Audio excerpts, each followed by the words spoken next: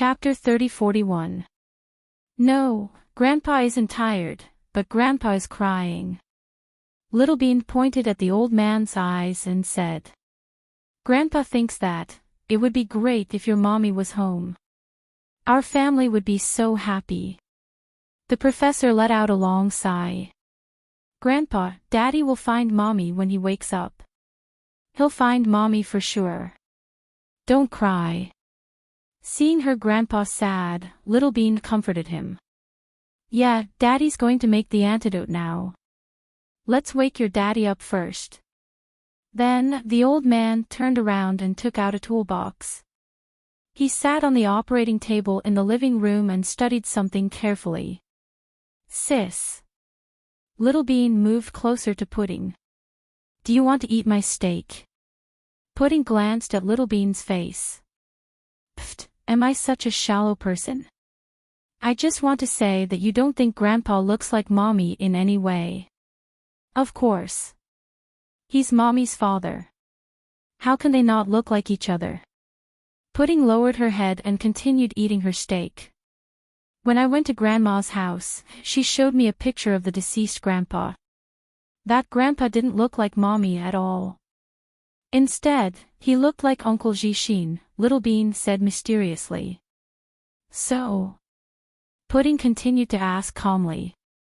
So I came up with a conclusion. Little Bean lowered her voice and said. What conclusion? That's Uncle Jishin and Mommy. They don't have the same father. After the DNA test, it's possible that Mommy was adopted by the deceased Grandpa, of course. You don't need to tell me such a simple thing. Pfft, I found all these important clues, okay? Little Bean patted her chest and said proudly. You didn't need to find out. It's the truth. Then tell me something, if you have the guts. Little Bean began to provoke her sister. Don't you think Auntie looks like Mommy? Pudding said. Hey. You're right. Mommy isn't as pretty as Auntie, but they do look alike in some ways. Hearing her sister's words, Little Bean became even more excited. Sis, yeah. Is the steak good? Little Bean licked her lips. That's why you want to eat my steak, isn't it, Chin Moo Moo? Pudding raised her head in disdain. Hee hee, don't think of me like that. Anyway, you're always talking about losing weight and maintaining your figure. You can't finish this much anyway, so just give me a few bites. You already ate a tiramisu. That's a lot of calories, and you still want to eat steak. Pudding scolded. I'm not full yet. I'm not full yet. Don't you still have noodles? Pudding rolled her eyes. But how can noodles taste better than steak? Little Bean said confidently. Pudding was so angry that she laughed. She carefully cut off a piece of beef and brought it to Little Bean's mouth. Here. Thank you, sister. Flatterer. Pudding turned her head. At this moment, his phone rang. Pudding put down her fork, picked up her phone, and answered the video call. Handsome Sue, what are you guys doing? Suyu asked. We're eating. That old man made us a sumptuous supper, Pudding said. Handsome Sue, look. He can even make tiramisu. It's amazing. Little Bean held up her cake and showed it off. Suyu had an indescribable feeling in his heart. You two are so close to an outsider that you don't want Uncle Sue anymore, right? Chapter 3042. So, Handsome Sue, are you jealous? Little Bean covered her mouth and laughed. Bullshit. I'm not jealous. Suyu refused to admit it. Handsome Sue, what are you doing? Little Bean changed the subject. I'm thinking about you guys at home. You two heartless brats. You left just like that. Look, your Grandma Sue is crying. Then, Suyu turned to his mother behind him. Sure enough, Lady Sue was secretly wiping her tears. The twins had lived here for a few days and the house was filled with laughter.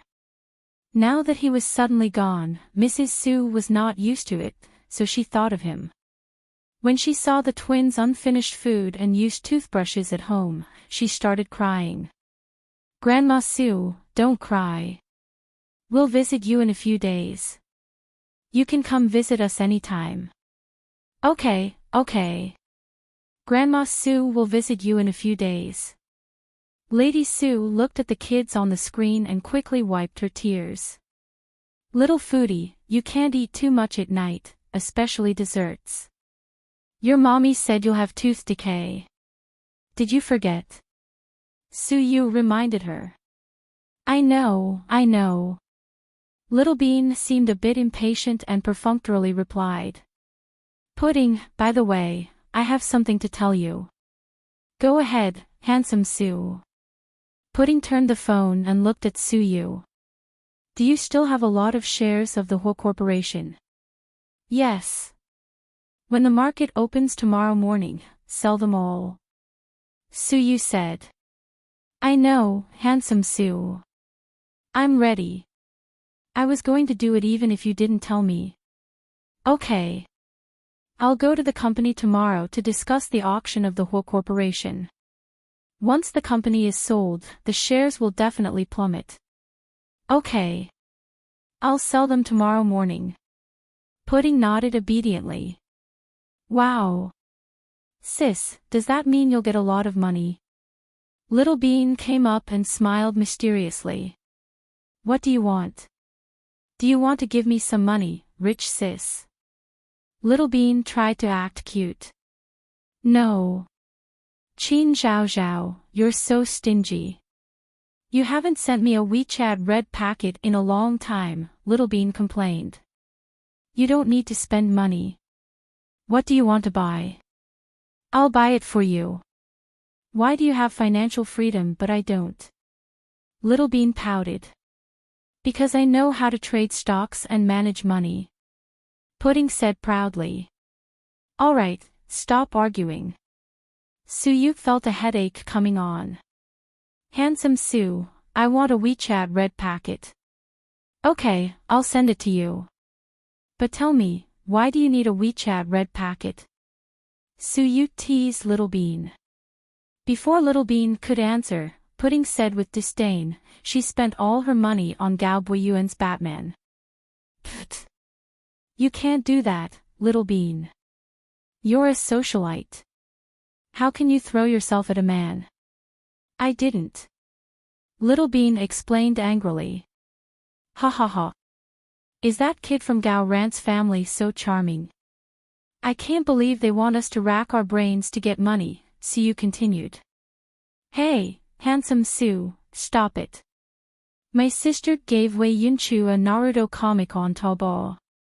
Why don't you scold her? That's because Wei Yunchu gave me money. I helped him. I didn't give him money, Pudding explained. You two are so good at acting. Okay, stop talking nonsense with me. I want to ask you, did the old man at home bully you? You mean the foreigner? Little Bean was about to blurt out. Ahem. Pudding coughed to remind them. Oh, you mean the old man from abroad. Little Bean said with a smile. Yeah. Did he mistreat you? Sue seemed to be hostile toward the professor. Chapter 3043. He abused us. Little Bean said. Sue, ? He made us cakes and steaks in the middle of the night. He abused our weight, Little Bean said happily. Sue, handsome Sue, don't listen to Little Bean's nonsense. He didn't abuse us. He's very nice to us and made us dinner, Little Bean added. That's good. I'm relieved. Sue thought maybe he was overthinking. He was glad that the two kids were fine. Go to bed early. Don't stay up late. I know. You too. Good girls. I'll hang up now. After Sue hung up, Little Bean finished eating. She stood up and walked up to the professor. Little Bean, you can't touch these. They're all poisonous. Grandpa, why do you want to make these poisonous drugs? Because I need to make the antidote for your daddy's poison. Wow. Grandpa is a doctor. Little Bean looked at him with admiration. Doctor? Kind of. The professor smiled lovingly. What about your auntie? Is she a doctor too? Little Bean continued to gossip. Your auntie. She's a scientist. She's so advanced. What does she study? She studies everything. The professor didn't tell Little Bean that Lu Yen was born to study explosives. Grandpa, is this purple one more poisonous or is this pink one more poisonous? Little Bean looked at the colored liquid on the table and was very interested. Little Bean, do you want to learn? Can I? Little Bean asked in pleasant surprise. Of course. If you like, I'll teach you. When you grow up, you can be a doctor like your mommy. Really? Don't lie to me. Ha. Grandpa never lies. Okay. I'll learn. Grandpa, you must teach me well. When I master it, I'll be able to surpass my sister in one thing. Then everyone won't say that my sister is better than me. So that's why you want to learn, little girl. The professor touched Little Bean's head lovingly. After Little Bean finished her noodles, she quietly cleaned up the plates she and her sister had used. Then he went to the kitchen and cleaned up. Because she was small, she couldn't reach the sink, so she moved a small stool and stood on it. Then, she carefully washed it bit by bit. On the other hand, his sister was in the living room, being carried by the professor. She was able to recognize many unknown medicinal ingredients. The sisters did not reject the professor because they were unfamiliar with him at all. Perhaps it was because blood was thicker than water. It could be said that the twins hit it off with the professor at first sight. Suyu arranged for people to observe closely from the outside. From time to time, they would send the images inside to Suyu. Suyu was relieved after reading it. Now that the twins were gone, he didn't have to stay at home anymore. After eating some of his mother's wontons, he got up and left. Aren't you going to sleep at home tonight? Lady Sue looked at her son reluctantly. Well, I'll go back to my place. I still have to wake up early tomorrow. Mom, you should go to bed early too. Okay, be careful when you drive. Suyu nodded and drove away from the villa. After returning to his private villa, Suyu received a WeChat message before he could change his shoes. President Su, are you asleep? What's up? Suyu replied to Nia Lingxian tiredly. There's something I want to tell you because I think it might be useful to you. What is it? After changing his shoes, Suyu walked to the fridge and took out a can of cold beer. Then, he sat down on the sofa and drank. Chapter 3044. My sister contacted me. They're on their way back. They're taking a connecting flight and will arrive tomorrow afternoon. They? Su Lingyue noticed the key word. Yes, my sister and her boyfriend. Oh. Suyu nodded and replied with a simple, oh. Last time you called my sister because you wanted to talk to Rick, right? So, I think their return will be useful to you. Okay, I got it. Thank you. You're welcome. If you need my help, just tell me, President Su. Nia Lingxian was always so patient and gentle with Suyu, okay. After replying, Suyu tossed his cell phone aside and drank his beer quietly. Nia Lingxian didn't want to give up when there was nothing to talk about. President Su, you haven't been to the company recently. Did something happen? Yeah, something happened to a friend, Suyu answered vaguely. I can tell you're not in a good mood. Yes. the company is fine. When you're not here, we work hard and don't embarrass Imperial Star. Okay. No matter what Nia Lingxian said, Siyu answered word by word, which made Nia Lingxian feel awkward. Okay, I won't disturb you. Rest early. Okay. President Su, my new movie will premiere in a few days. If the results are good, can you come and celebrate with us? Finally, Nia Lingxian plucked up her courage and asked Su Yu. Before Su Yu could answer, she continued, "It's my first time acting in such a big movie, so I'm a little worried that people won't buy it. I'm worried that my acting skills aren't good enough. But the director said that there's a high chance that the movie will reach 1 billion yuan. If it does, can you come and celebrate with us with champagne?" Nia Lingxuan's voice was filled with anticipation. We'll see how it goes. In the end, Siyu didn't give her the answer she wanted the most. Okay. Then, good night. After sending the message, Siyu scrolled down his phone. She continued scrolling until she reached Huamin's profile picture. His name was Dr. Hua. He liked being addressed as Dr. Hua, and he also liked to call him Huamin. She also liked the way Huamin wore black-rimmed glasses and a white coat. Now that she thought about it, after knowing Huamin for so long, the happiest time was when he was hospitalized. At that time, he was always looking for trouble to bully Huamin, but he was always bullied by Huamin. However, he enjoyed it. Every day, he looked forward to Dr. Hua coming to check on him and having a war of words with her. Out of all the women he knew, Huamian had the most vicious tongue. If he were to insult you, he would be able to make you cry without even using a single curse word. He would be so embarrassed that he would be unable to show his face. However, he later realized that Huamin was a person who was very willing to leave others some leeway. She wouldn't be too harsh with her words. How could he not like a girl who had a vicious tongue on the outside but was still kind on the inside? As he looked at the profile picture, his eyes gradually became blurry. He picked up his phone, pressed it, and began to speak. Dr. Hua, come back quickly. Stop messing around. Everyone misses you. If you come back, I won't like you anymore. I won't cause you any more embarrassment or trouble. I'll just watch you from afar, as long as you come back safely. After he finished speaking, Siyu let go of his phone, and sent the voice message. However, he knew that Huamin wouldn't be able to see it because Huamin didn't take her phone with her.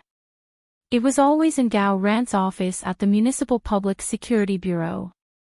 At this thought, Siyu felt that he was being too impulsive, so he deleted the voice message. Then, the doorbell rang, ding dong. Ding dong. Chapter 30-45. Su Yu stood up tiredly. He was too lazy to open the door. Sure enough, when he opened the door, he saw Tang Chuan. Other than him, no one else would come looking for Su Yu in the middle of the night. Don't you sleep at night?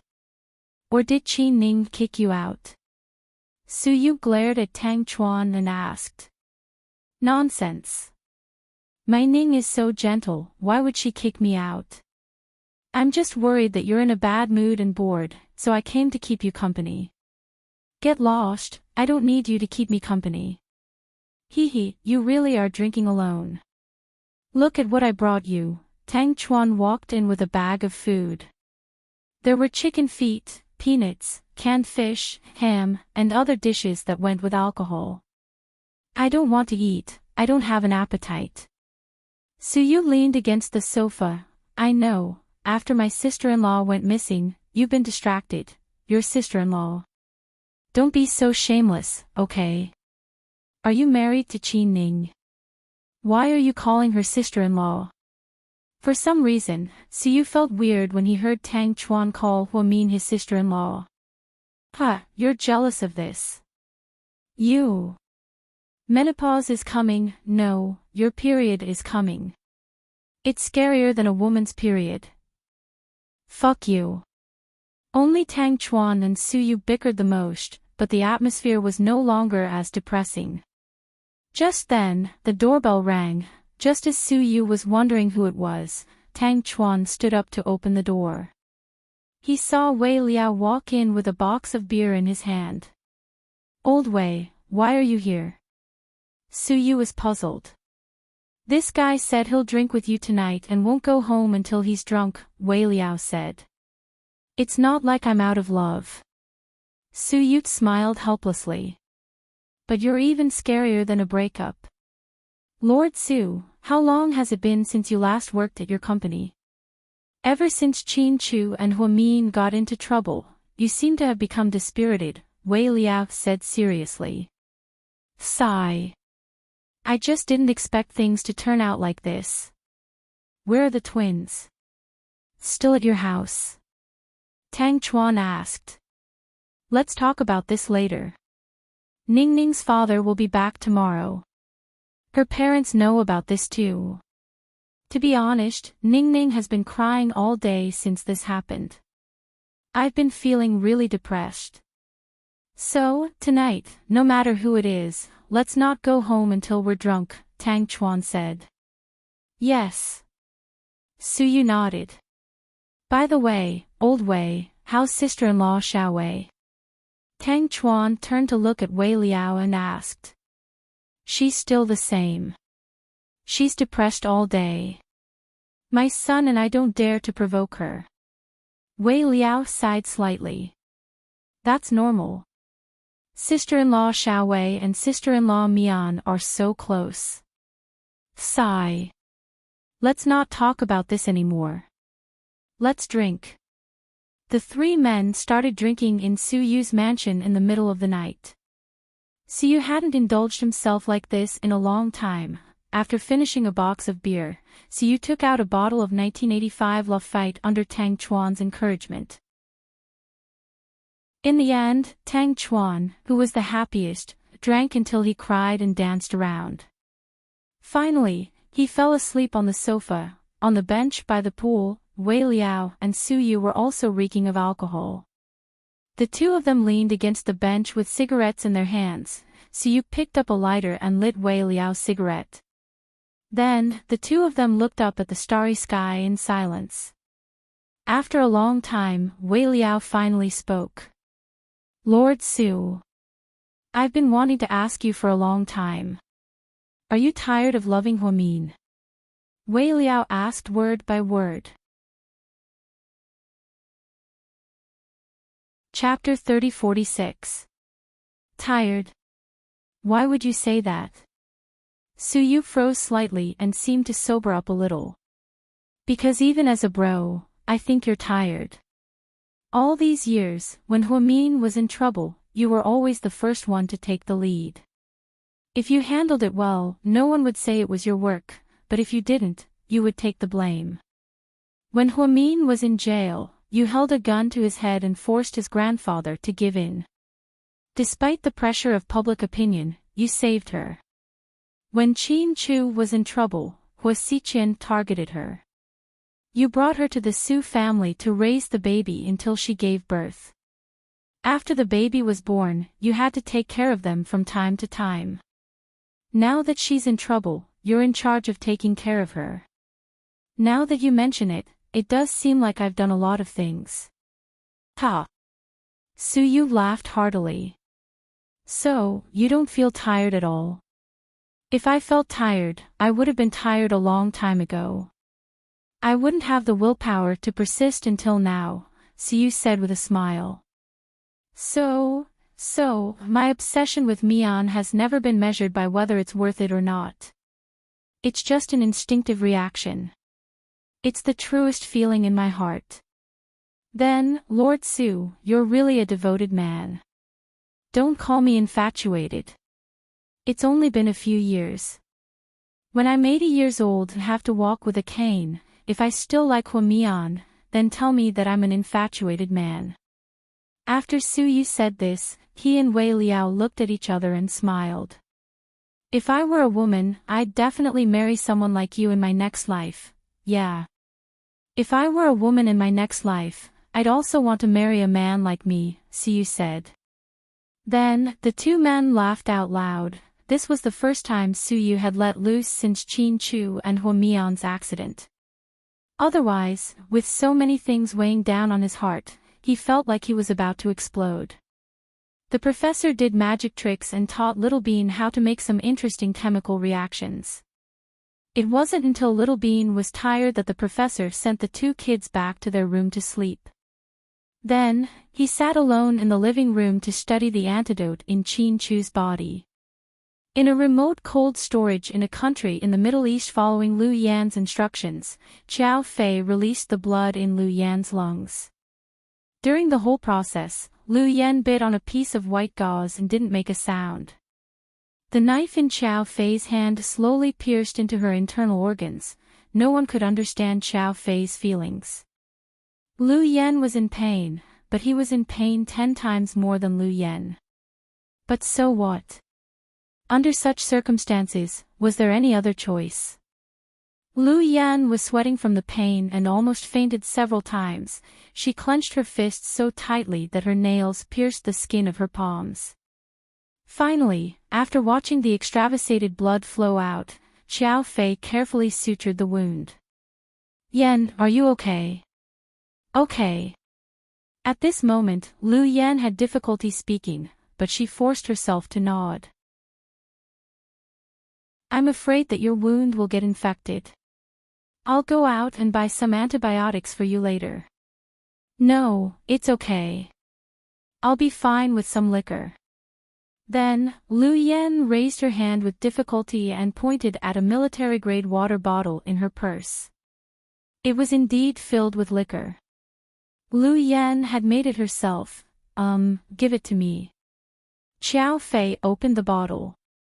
Lu Yan took it and gulped down 2 mouthfuls of liquor. Then, she coughed violently. Qiao Fei immediately held her in his arms and gently patted her back. Psycho Qiao, we have to get out of here. Ian's men will find us soon. But you just had your wound stitched up. You can't go too far. Take my watch and go first. Go find my men to pick me up. I'll wait for you here. Then, Lu Yan quickly took off the watch that she never left her body and handed it to Qiao Fei. Chapter 30-47. No. Leave now. I'm not leaving. If we leave together. Qiao Fei was as stubborn as Lu Yan. If you don't leave, we'll both die here. Lu Yan looked at Qiao Fei, exasperated and amused. Then let's die here together. Damn it.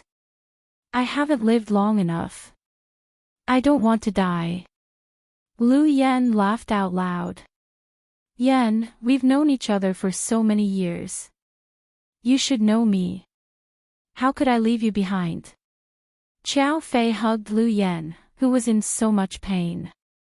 I know, Psycho Qiao. I know all the good you've done for me, so don't force me to leave you behind. No, this is the most rational way. You can move freely now and won't be followed. If you find my men and come back to save me, we can both leave this damned place. No. It's not safe for you to be here alone. I'll be fine. You know Ian doesn't really want to kill me. He just wants to catch me. This place is so secluded that they might not be able to find me.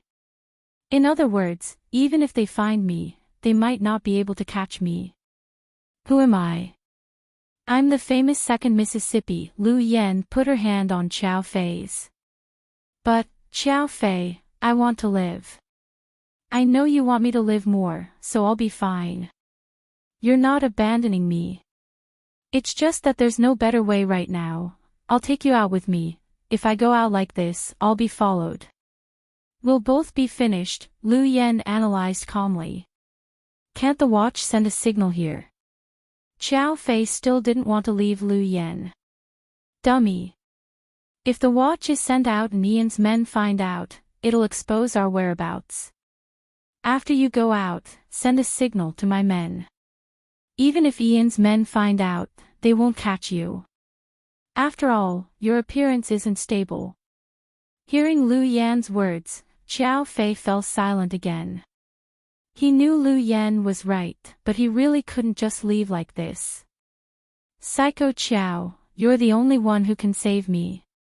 Lu Yan looked at him pitifully.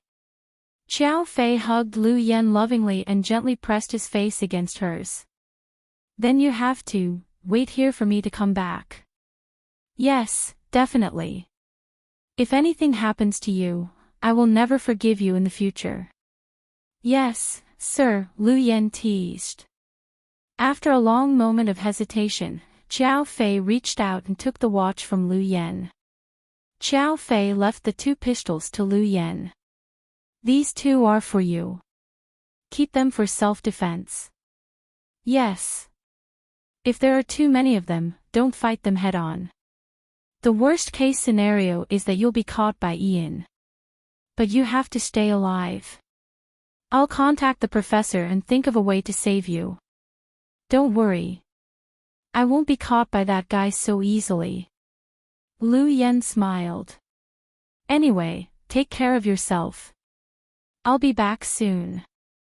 Alright, I'll listen to you. With that, Xiao Fei stood up and left quickly, not even looking back at Lu Yan. He knew that if he turned back now, he might not be able to get out of here. The 2 of them were trapped here and there was no better way to break out. Ian was still lingering around with so many people and so many heavy weapons. He was determined to catch Lu Yan. In a hotel suite, sir, we found Lu Yan's whereabouts. Ian's men excitedly reported the news. Chapter 30-48. Ian was lying on top of a young girl. Hearing this, he paused for a moment and then stood up. Sir. The girl's eyes were dazed and full of anticipation. Ian picked up his robe and put it on, ignoring the girl. Where is she? In a cold storage in the northern part of the Mario Islands. Both of them are there. No. She's alone. Alone? What about the kid from the Chow family? Ian was slightly surprised. We're still investigating. Idiot, Ian scolded coldly. Sir, please calm down. We'll send someone to check it out and make sure it's not a trap. Then, we'll take you there. No. I'll go now. But sir, we're still not sure if it's Lu Yan's scheme. His subordinate was anxious. It's better if it's a scheme. I haven't fought her in a long time. I've been missing that girl. Ian smiled. At South Hill Manor, good morning, Grandpa. Pudding came downstairs and saw her grandpa busy at the dining table. Good morning, Grandpa. Pudding was wearing a flower-patterned princess dress and followed her sister downstairs. Good morning. Come and eat. Yay! What did Grandpa make for us this time? Pudding's eyes lit up at the mention of food. The professor was wearing a dark gray shirt and black slacks. It was clean and neat, and the color was just right for his age. No one would have thought that the famous Professor Lu was actually just an ordinary old man. Pudding and Pudding sat down. They looked at the sumptuous breakfast on the table.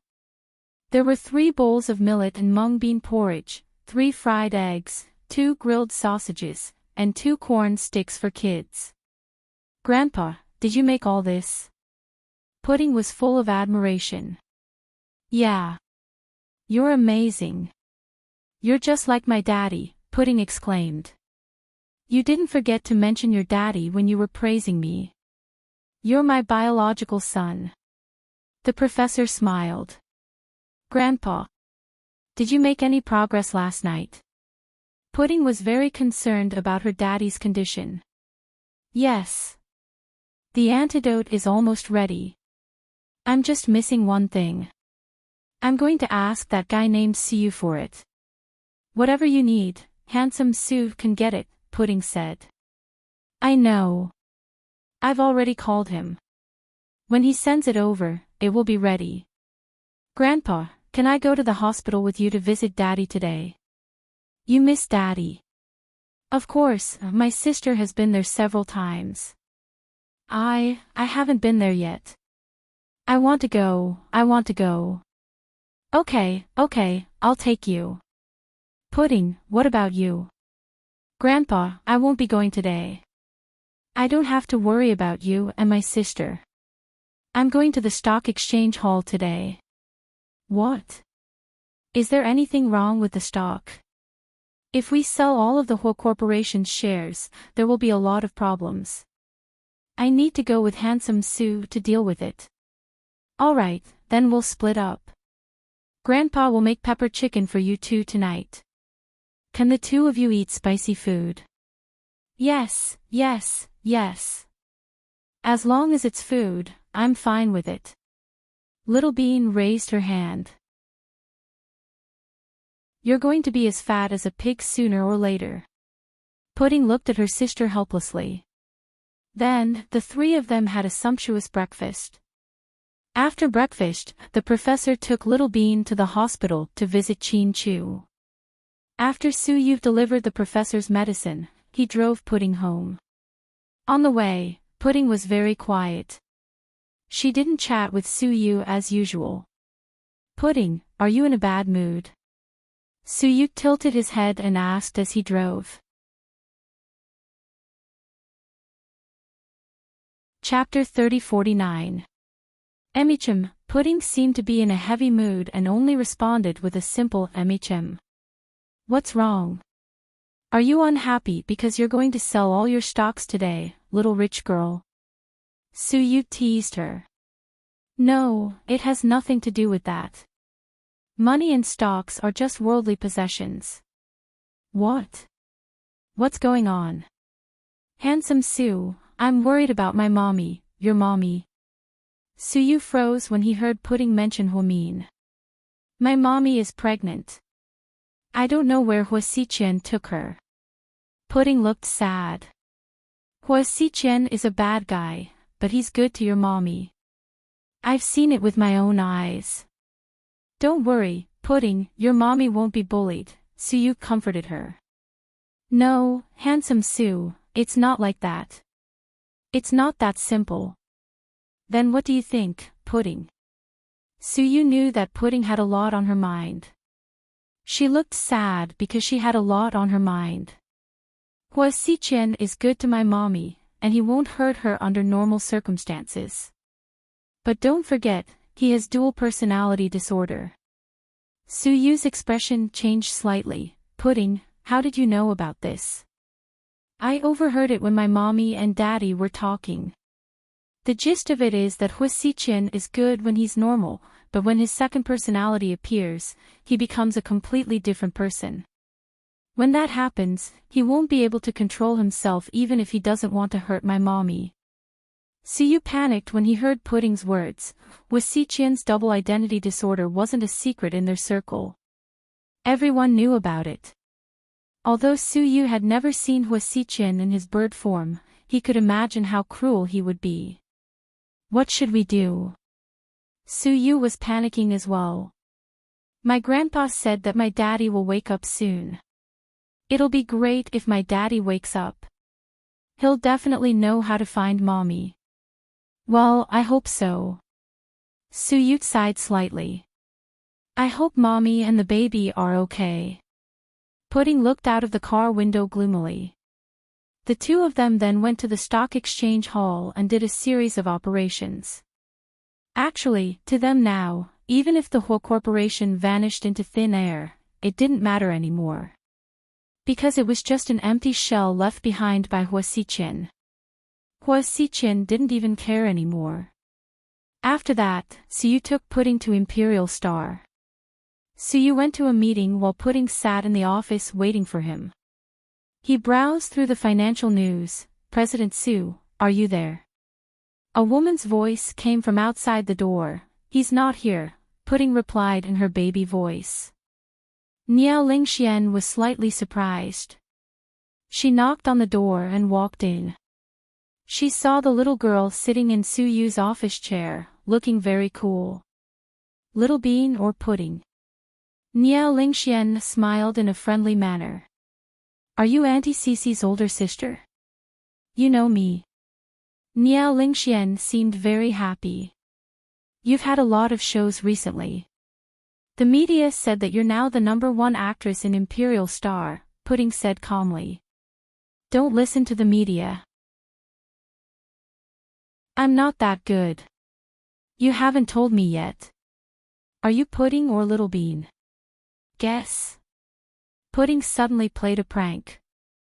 To be honest, among all the women who liked Su Yu, Pudding didn't dislike Pudding because she didn't think this auntie was fake. What's the reward if I guess right? Niao Lingxian was very playful and continued to joke with Pudding. If you guess right, I'll let you have lunch with handsome Su and me. What do you think? Pudding seemed to know what she was thinking. Chapter 30-50. Wow. You guessed what I was thinking. You're so smart, Niao Lingxian praised. It's not hard. Most of the aunties at Imperial Star like handsome Su. It's no secret. After all, everyone wants to get close to their boss. Handsome Su is young, handsome, rich, and has a powerful family background. It's normal that so many women like him. Then you must think I'm one of the women with the same goal as them, right? Niao Lingxian smiled. You're much better than them. How so? At least you're not as fake as them, huh? How can you tell? You don't know me. It was the first time Niao Lingxian discussed such a profound topic with such a young child. She suddenly found it interesting. Because you've never caused trouble for my mommy. Niao Lingxian was slightly surprised. Then, she suddenly understood. So, the women I met before all caused trouble for Dr. Hua. Yeah. They think handsome Su didn't accept them because he likes my mommy. They don't know if it's because they're not good enough. Sometimes, women really like those who think they're smart. Looking at the little girl who spoke like an adult, Niao Lingxian thought she was adorable. Do you want to eat cake? A fan came to visit me just now and gave me a delicious matcha cake. You'll get fat if you eat cake. You're a female star. How can you be so careless with your figure? Pudding scolded. Ha! I know. You're Pudding. Niao Lingxian smiled like a flower. Pudding, you're Pudding, right? How did you know? Pudding was puzzled. Because I heard that Little Bean likes cake. Since you don't like it, you must be Pudding. Niao Lingxian was proud. How did you know? Where did you hear such private matters from? Cece told me. Okay. Auntie Cece unintentionally sold me out. Pudding looked helpless. Just then, the office door was pushed open. Su Yu walked in. Pudding, are you hungry? What are we eating? Handsome Su, can I invite this auntie to have lunch with us? Pudding was a woman of her word. What's going on? Su Yu glanced around and found that Niao Lingxian was also in the office. Pudding ignored Su Yu and asked Niao Lingxian, Auntie Nia, what do you want to eat? I'm fine with anything. If you say anything, then I'll order my favorite food. Pudding said. No problem. Handsome Su, I want to eat seafood, Pudding said. Okay, whatever you want to eat. Little ancestor, let's go. Su Yu walked over dotingly, picked up Pudding with one hand, and walked out. Seeing how Su Yu treated Pudding like his own child, Niao Lingxian suddenly felt envious of Pudding. To be able to receive such love from Su Yu, he had thought that there would only be the three of them. During lunch, Tang Chuan and Qin Ning arrived shortly after Su Yu received a call. Pudding was very close to Qi Ning and sat in her arms. Auntie, when will second grandpa arrive? Soon. Your dad's surgery is about to start, right? Yeah, about tomorrow. Pudding nodded. That's good. I hope everything goes well. Qi Ning sighed. Auntie, when second grandpa comes back and dad recovers, will you go back to the States? After Pudding asked this, Tang Chuan immediately turned his head and looked at Qi Ning nervously. This was the question he had always wanted to ask but didn't dare to. Qi Ning seemed to have been back for a long time. Was she going to go back with her father this time? Chapter 30:51. We'll see how it goes. Qi Ning's words were vague. She didn't say she was leaving or not. Whoa. If Qi Ning leaves, someone will feel bad. Su Yu teased. Humph. Nonsense. I don't feel bad, Tang Chuan said stubbornly. Keep bragging. Pudding glanced at Tang Chuan in disdain. Really? I'm not bragging. I really don't feel bad. If she goes back, I'll go with her. Tang Chuan laughed. Su Yu, Pudding, look at how useless you are. Qi Ning was a little embarrassed. What's the point of having a future? I still want a wife. During the meal, Nia Lingxian didn't say much because she wasn't familiar with Tang Chuan and Qi Ning. So, she just ate in silence. After the meal, Pudding said, Handsome Su, you can take Auntie Nia back to the company. What about you? I'll go see Daddy with Uncle Tang and Auntie. Okay. I'll go to the hospital to see you guys, Su Yu said. Then, they separated and Nia Lingxian got into Su Yu's Lamborghini. You didn't eat much. Su Yu said. No. I didn't eat much anyway. Tang Chuan is like that. We've been friends for years and he speaks casually. Most of what he says is nonsense. Yeah. I can see that you guys are close. Su Yu smiled and continued driving. President Su, you're so good to Pudding, Nia Lingxian said enviously. I'm so good to her too. Ha. You're funny. Nia Lingxian was amused by Su Yu. It's true. I've watched those two little fellows grow since they were young. They're like my own daughters. It seems you really like Dr. Hua, Nia Lingxian said in a low voice. Yes, I like her very much. Su Yu never hid his love for Huamin. From the past until now, he had openly admitted it. Dr. Hua is really outstanding. I think he's worth it. Nia Lingxian said.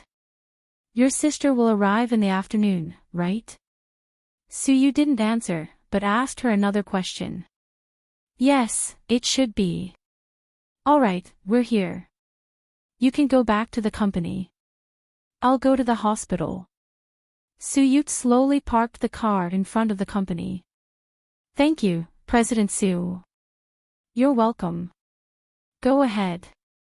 Nia Lingxian got out of the car, and Su Yu drove away. This scene happened to be witnessed by a female artist from the same company. Sister Xian, did President Su send you back? Yes. Did you guys go on a date? The female artist asked nosily. No, we just had lunch together. You're amazing. President Su rarely has lunch with us artists. Only Jian Tong has this privilege. What's going on? Are you and our boss? No, President Su and I are purely in a superior and subordinate relationship. Ha, you're blushing, it's true. Don't talk nonsense. I don't want to cause trouble for President Su because of me. I know. But to be honest, President Su hasn't had a girlfriend. You have a chance. You have to work hard. Now that you're so popular, beautiful, and low-key. Maybe you can develop a relationship with President Sue. Forget it. Don't even think about it. President Sue won't like me. Niao Lingxian was very self-aware. Cece had told her many times before. Su Yu's love for Huamin was almost stubborn. In the hospital corridor, how is it? Old man, have you developed the antidote? Su Yu still liked to call the professor old man. However, not only was the professor not angry, but he also seemed to like Su Yu.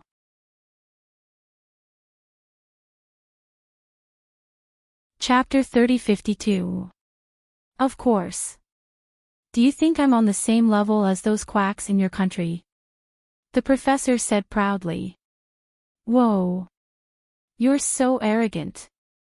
Handsome Su, you can't talk to him like that. Little Bean scolded Su Yu, which was rare for her. Little Bean, you're helping an outsider. Are you stupid? Su Yu rubbed Little Bean's face with his finger. I'm serious. He's an elder. You can't be so rude. Okay. Little girl. Su Yu laughed. Sir, how is my brother? When can he have the surgery? Qin Ning asked. Tomorrow morning will be fine. Hearing the professor's words, everyone heaved a sigh of relief. After leaving the hospital, the professor took the twins back to South Hill Manor. On the way, Jixin video called him. Hello, Uncle Jixin. Hello, Pudding. I'm Little Bean, you big idiot. Jixin, Uncle, did your business trip go well? Pudding tilted her head and asked. Yeah. Everything's fine. How's your daddy? He can have the surgery tomorrow morning. Don't worry, Uncle. Okay. I'll go to the hospital to see him. Okay, Uncle. By the way, how's Grandma? She's not in a good mood. I asked Bella to take care of her. Okay. As your future auntie, there's nothing wrong with taking care of your mother-in-law, Little Bean said. Jixin, Uncle, be careful. Come back soon, Pudding reminded him. Okay. I miss you too. I'll bring you gifts. Thank you, Uncle. Then, Little Bean hung up the video call. Sis, did you notice? Little Bean asked mysteriously. What did I notice? Didn't you notice that Uncle Jixin is a little stupid sometimes? Little Bean asked in a low voice. Pudding, I used to wonder why Mommy has such a stupid brother when she's so smart. His brain is really slow. Pudding, it's okay. He's not that stupid. He's not hopeless. Ha ha ha. Sis, you're a high-level hater. Little Bean laughed. But you're right. Uncle isn't as smart as Mommy, but Auntie is. So Auntie and Mommy are both Grandpa's children. Pudding deduced. The two of you are so smart. The professor listened to his granddaughter's conversation and was full of admiration. When she left the hospital, Qin Ning was on her period and her stomach hurt a little. Tang Chuan saw that she did not look well, so he took her directly to the gynecologist for a checkup and took some Chinese medicine. Unfortunately, this scene was seen by Tang Chuan's mother's friend. Later, when the news reached Tang Chuan's mother, it completely changed its meaning. Mrs. Tang. I really did see your son take a girl to the gynecology department. I don't know if they're going to get an abortion. Abortion? Mrs. Tang's expression was terrible. Yeah. Young people these days don't care about these things at all. They only care about temporary pleasure. My son is like that. Last year, he impregnated 3 girls. 2 of them took the money and had abortions. The other one refused to have an abortion and wanted to give birth to the baby. It was obvious that they were trying to extort money from us. They only agreed after we gave them an extra $1 million. Mrs. Tang was silent after hearing this, but her expression became even colder. I saw Chuan treat that girl well. He was supporting her the entire time. Hearing this, Tang Chuan's mother couldn't sit still anymore. She stood up and walked out. Madam. Get the car. I want to see that girl. Mrs. Tang said sternly.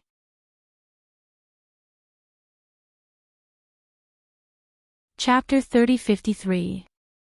Okay, Mrs. Tang. After Tang Chuan accompanied Qin Ning to the hospital, he drove her back to her apartment. He then drove to the company. After Qin Ning returned home, she was a little tired. She took a shower and was about to go to bed. Just then, she heard an order. She walked downstairs in her nightgown with her hair down. When she opened the door, she was slightly surprised. Let's talk. The domineering Mrs. Tang said she wanted to talk to Qin Ning as soon as she walked in. Qin Ning was confused. Do you need something from me? Of course. Okay. How long have you been living here? Mrs. Tang looked at Qin Ning and asked. Less than half a month. Qin Ning thought for a moment. Are all socialites so open-minded these days? What do you mean? Qin Ning received an American education, so she didn't know how to react to Mrs. Tang's harsh words. Miss Qin, you're from a prestigious family and your family is well-to-do. How could you do such a thing? What did I do? Qin Ning was confused. You and my son are only dating. You're not officially married, right? You didn't come back to the Tang family to meet the elders. Do you think it's okay for you to move in with him in such a hurry? I know you grew up in America and your mother passed away when you were young, so no one taught you these things. Wait. Auntie, don't mix it up. My mommy passed away a long time ago. Let's not talk about it. Besides, I grew up in America. Whether I'm open or not has nothing to do with whether my mommy passed away or not. Why don't you just say that I'm uneducated? I didn't say that. If that's what you think, I can't do anything about it. So, Auntie, you're here today to pick a fight, right? Qin Ning looked at Tang Chuan's mother angrily. Pick a fight. No, I don't have that much time to pick a fight with you. Then get to the point. I'm going to take a nap, Qin Ning said after looking at the time on her phone. Young lady, you're so rude. I don't understand why my son would fall for you. You're right. Mrs. Tang had always been very domineering, so very few people dared to talk to her like this. Those socialites who wanted to marry into the Tang family were polite to Mrs. Tang every time they saw her. Most of them even flattered her. Mrs. Tang couldn't help but feel angry when she saw Qin Ning speak so bluntly. Maybe it's because your son has a unique taste. He likes rude girls like me, Qin Ning said. You, madam, please don't be angry. We're here to talk business, the housekeeper reminded Mrs. Tang kindly. Mrs. Tang suppressed her anger and unceremoniously placed the Louis Vuitton handbag on the coffee table. She sat down on the sofa and glanced at Qin Ning. Get me a glass of water. I'm thirsty. Sorry, I never drink tea. There's some cold beer in the fridge. Would you like one? What? Iced beer. Mrs. Tang was incredulous. That's right. Tang Chuan and I like to eat snacks and drink beer, so we only have a lot of beer at home. As for tea, if you want to drink it, you have to go out of the main entrance of the neighborhood and turn left at 150. There's a tea house there. Why are you acting like the hostess of my son's mansion? That's strange. That's because your son begged me to move in. If I don't come, he'll cry, Qin Ning said deliberately.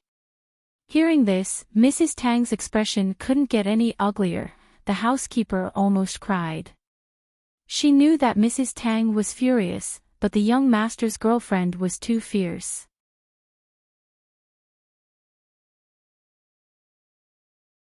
Chapter 3054. Qi Ning, don't think that just because my son likes you, you can do whatever you want. I'm sorry, Auntie. I've never done whatever I want. Don't accuse me of anything. I won't take the blame.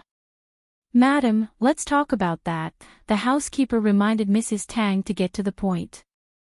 Mrs. Tang felt a sense of suffocation in her chest that couldn't be released. She had dominated the Tang family for decades, but today, she finally met someone powerful. Forget it, I don't want to argue with you about such trivial things. Let me ask you, how many months are you pregnant? What the?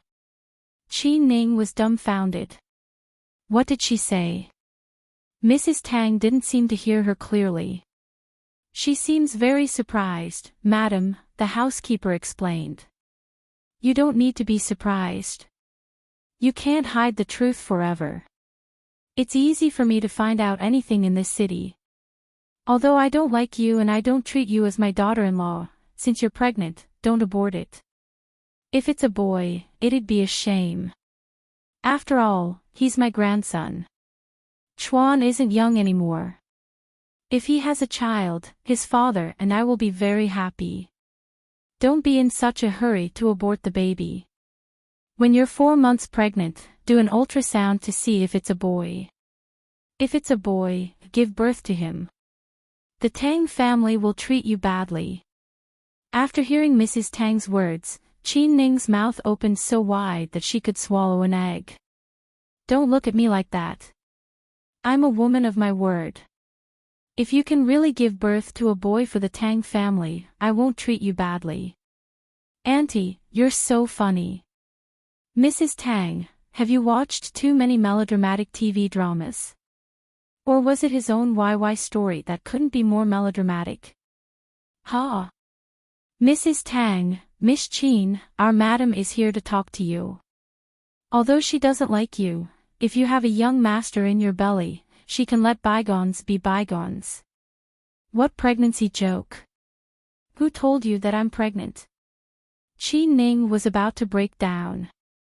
Didn't you and Chuan go to the gynecologist to get an abortion? Mrs. Tang remembered her friends saying that she saw Tang Chuan and Qi Ning at the hospital. Oh my God, please. Is going to the hospital to get an abortion? But you went to the gynecologist. The housekeeper said. That's because I'm on my period. My stomach hurts, you know. Mrs. Tang and the housekeeper were both dumbfounded. Auntie, can you please do your homework before coming to me next time? You're very scary, and I'm also very confused. Besides, you should ask your son if he's touched me before. Pregnant? Could it be that she was impregnated by nature? Do you think your grandson is Sun Wukong, jumping out of a rock by himself? Mrs. Tang was speechless. If you're here because of this, you'd better go back early. It's quite hot outside. Next time, just call me directly. By the way, if I'm pregnant, I'll definitely tell you immediately. I won't go so far as to abort the baby. After all, our Qin family has plenty of money and can afford it. My dad happens to be worried that no one will inherit his business. So even if I'm really pregnant in the future, whether it's a boy or a girl, Auntie, you don't have to worry about it. After being scolded by Qi Ning, Mrs. Tang was embarrassed and angry. It's almost time for my afternoon nap. The doctor said that I have to ensure that I get enough sleep, so I won't see you out. Go ahead. Then, Qi Ning turned and went upstairs. Mrs. Tang was so angry that she couldn't speak. Madam, I recorded what she said just now. Should we show young master this woman's true face? The housekeeper asked in a low voice behind her.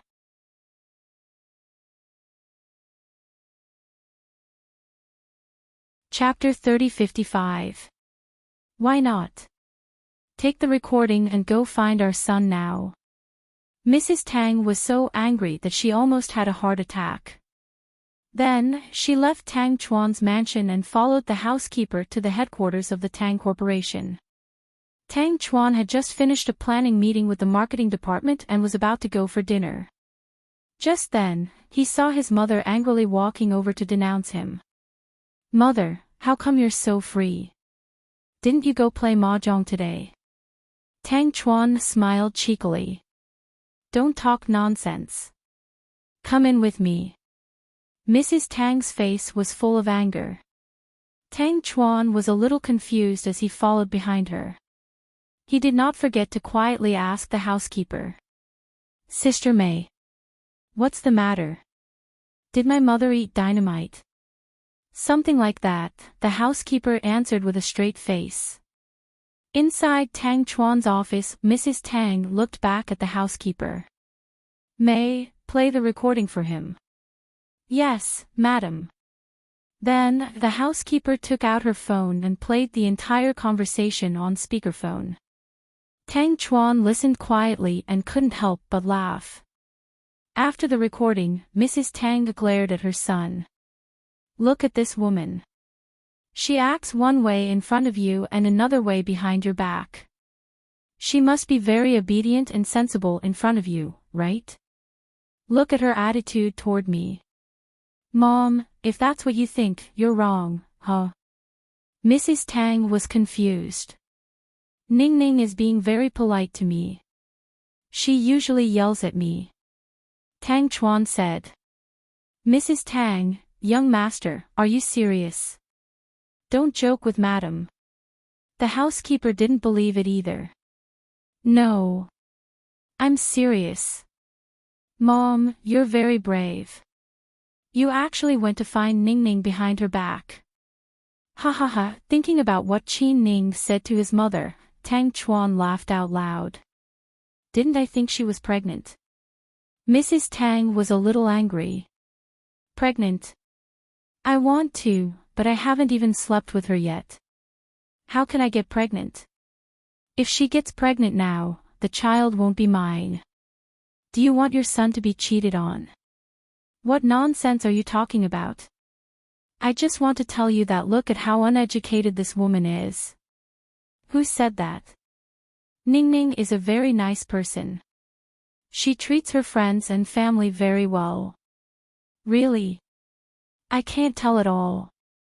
Look at her attitude towards me." "Mom, I have to talk to you about this. There's a saying, if you respect her, she'll respect you 10 times over. Look at you, you were so aggressive. If it were any other girl, they would have been scared to tears. Our Ning Ning is brave. She fought you alone, and won by a small margin." Ha ha ha. "Tang Chuan, are you really my son?" Mrs. Tang was furious. "You shouldn't be asking me about this. I was wondering if you had mistaken me for someone else at the hospital. Didn't you notice that I'm better looking than you and Dad?" Tang Chuan brushed his short hair and pretended to be handsome. The female housekeeper almost laughed out loud because of his young master's teasing. "Don't joke around. Be serious," Mrs. Tang was furious. "I've always been serious. Mom, I'm warning you. Don't mess with our Ning Ning. You won't have a good ending." "What? You're not even married yet and you're already forgetting about me. Do you have a conscience?" Mrs. Tang was so angry that she was about to cry. "Mom, if you promise not to mess with me in the future, I'll definitely have a conscience." Tang Chuan patted his chest and promised. "I want you to break up with that woman immediately, right now," Mrs. Tang ordered angrily.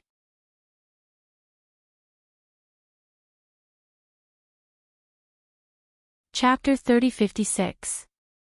"Mom, if that's the case, then I can only..." At this point, Tang Chuan deliberately paused. "What can you do?" Mrs. Tang curiously looked at her son's unfinished sentence. "Then I can only go to the States with Qin Ning and become a live-in son-in-law of the Qin family." Ha ha ha, the Chin family is richer than us anyway. My wife is pretty and cute. The most important thing is that you don't have to get involved with me. You unfilial son. I'll beat you to death. How did I give birth to a wastrel like you? Look at your cousins. Which one of them is like you? Yeah, they're all puppets. They do whatever their parents say. I'm the first in the Tang family to be weaned. Mrs. Tang, young master, don't make Mrs. Tang angry. She's not in good health right now, the housekeeper tried to mediate. Mom, you're not in good health. Go home and rest. I haven't eaten yet. I'm starving. I'll go out and get some food. Before his mother could say anything, Tang Chuan wrapped his arms around his mother's neck and kissed her on the cheek. He even purposely made a noise with a smack and ran away quickly. Mrs. Tang was angry and resentful. Come back here, Mrs. Tang, I think young master has a bad temper. Let's go home first. Mrs. Tang worked for a whole day but got nothing. After being pissed off by Qin Ning, she was pissed off by her son. In a Sichuan restaurant downstairs, Tang Chuan ordered 2 dishes and a bottle of beer. Then, he immediately sent Qin Ning a video call. What? Qin Ning lay in bed and picked up the video call in a daze. Ning Ning, come eat at the Sichuan restaurant downstairs. I'll treat you to boiled fish. I'm not going. Come on. I miss you. I'm not going. I'm in a bad mood. Is it because of my mom? Did she bother you? Tang Chuan chuckled. You still have the nerve to say that. Your mother is such a bitch. Qin Ning complained helplessly. Ha, my mom is like that. Now you know why I wanted to be your live-in son-in-law, right? Because compared to my parents, your father's character is simply superb. My daddy is coming soon. Speaking of which, I miss that old man a lot. Qin Ning's eyes suddenly became warm. Well, this time my father-in-law is here. I have to be a good host. I have to treat him well. Don't talk nonsense, no, I'm serious. Besides, my brother-in-law is about to wake up. Let's celebrate. Since everyone is so happy, why don't we consummate our marriage? Scram. Ha ha ha. I knew you would scold me, what's there to be happy about? We don't even have a clue about my sister-in-law's whereabouts. My brother won't be happy when he wakes up, it's okay. I believe that our sister-in-law will be blessed by God. She and the child will be fine. Tang Chuan comforted. I hope so. Middle Eastern countries, cold storage. Hearing the shuffling of footsteps outside, Lu Yan immediately opened her eyes in alarm. Xiao Fei had been gone for a while. After her wound was stitched up, she looked much more energetic than before. Although the temperature in the cold storage was low, it was enough to keep her brain awake and not make her pass out. Sir, Lu Yan is in there right now. Should we charge in? His subordinate asked Ian for instructions carefully. Ian was wearing a black cloak with a hood, thick black eyeliner covered his eyes, making him look very demonic. There was a creepy smile on his lips, the kind that made people's hair stand on end.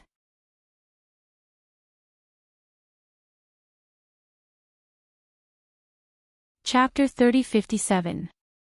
Don't worry. Yen isn't that easy to deal with. Ian smiled evilly. Hearing so many footsteps, Lu Yan knew that it wasn't Xiao Fei and his reinforcements. She waited for a long time but didn't see anyone come in. She was puzzled. Lu Yan's body was still weak after the surgery. She leaned her body against one of the concrete pillars in the cold storage. Ian looked at the old cold storage room quietly but wasn't in a hurry to go in. Sir, if you're worried about a trap, we can set a fire and smoke the woman out, one of his men suggested. Upon hearing this, Ian slapped the man so hard that he saw stars.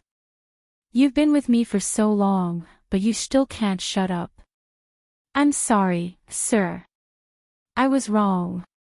All of Ian's subordinates knew that he was temperamental.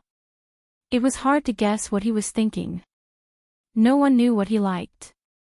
He was like a madman. Finally, Ian walked closer to the cold storage room door and was about to walk in.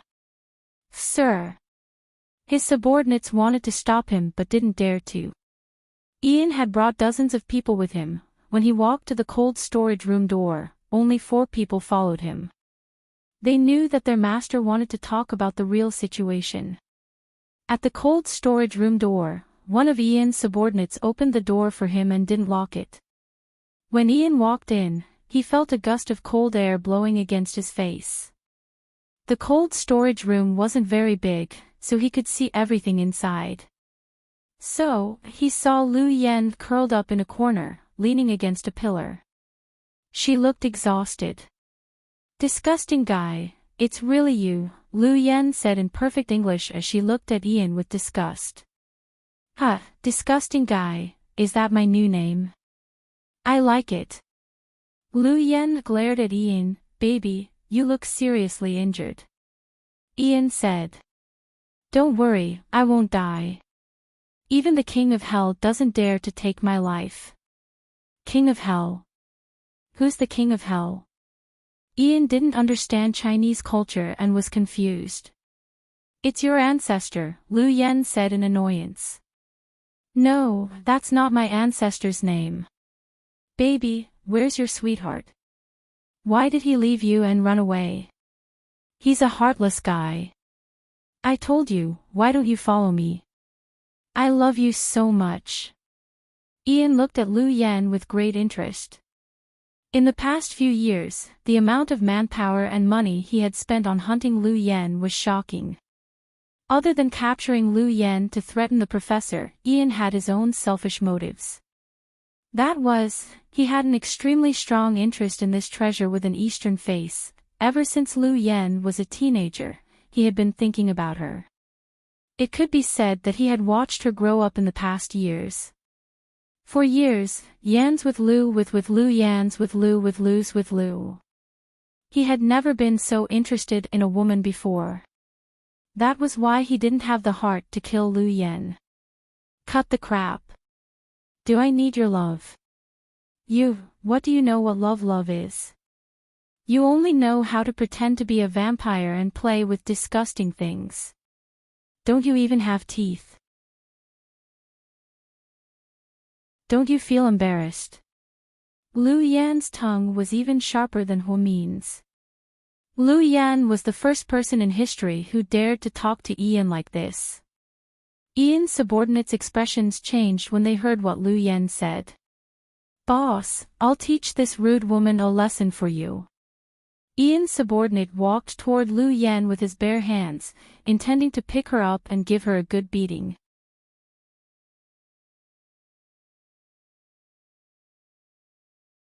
Chapter 3058. Before Ian could stop his subordinate, he saw him rushing over with big strides. Before he could reach Lu Yan, he heard a bang. That person's entire body was blown away. The others were so scared that they retreated behind Ian. They had heard that Lu Yan was an explosives expert and had been playing with all kinds of explosive materials since she was a few years old. The military of many countries wanted to recruit this explosives genius, but they were all rejected. How could Ian not know? However, this brainless subordinate rushed over without thinking about the consequences in order to protect his boss and claim credit. So, he could only be blown away. TSK. Baby, you're still so naughty. Every time we meet, you give me a big gift. Ian didn't feel anything about losing a subordinate. Instead, he was pleasantly surprised by Lu Yan's design, a big gift. No, that's not it. This is at most an appetizer. Lu Yan smiled. Then your appetizer is really unique, Ian praised. Ian, do you know Journey to the West?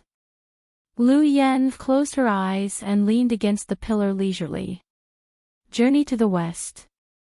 Ian froze. Yes, it's a famous novel in our country. It's about a master and his disciples who protected their master in the journey to the West. But that's not the main point. The main point is that every time the disciple went out to do something, in order to protect the disciple who didn't know martial arts, they would draw a circle around him. Then, the demons and ghosts wouldn't dare to come close, Lu Yan said slowly. So? Ian seemed to be curious about Lu Yan's story. So, I also have a circle around me. It looks peaceful, but it's actually very dangerous. Master, she's talking nonsense.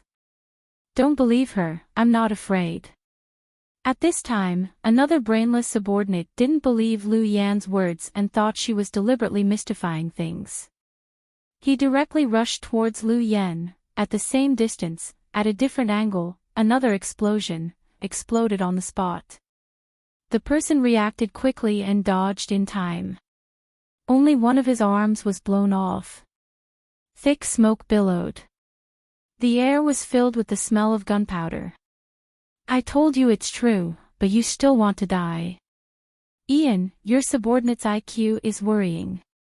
Lu Yan was proud again. You only have one circle. I have many subordinates. Baby, you can't beat me. Come with me. I don't want to hurt you. Ian coaxed her. Master, we can directly use anesthetic needles to attack her from a distance. We just have to stay away from her. After she faints, we can take her away. Someone tried to trick Ian again. Did you hear that? Baby, if you continue to resist, I'll have no choice but to give you an anesthetic. You little beast, do you want me to give you the same dose as the lion or tiger? Ian said as he lifted his hands and lifted his black hat. He took the thin and long transparent needle from his subordinate's hand. It's a good idea, but I advise you not to do it. You'll regret it. Lu Yan chuckled. Oh. Why would he regret it? Could it be that my baby has a better way? Indeed, Ian had always been wary of Lu Yan. After all, he had fought with her many times and knew how cunning she was. Therefore, upon hearing Lu Yan's words, Ian became even more cautious and hesitated in his actions. Boss, this girl is bluffing. She's alone and helpless, how could she have any other way? Ian, do you want to try? Let's see who will be the unlucky one if you shoot the anesthetic needle at me. Lu Yan opened her watery eyes and looked at Ian with a confident smile.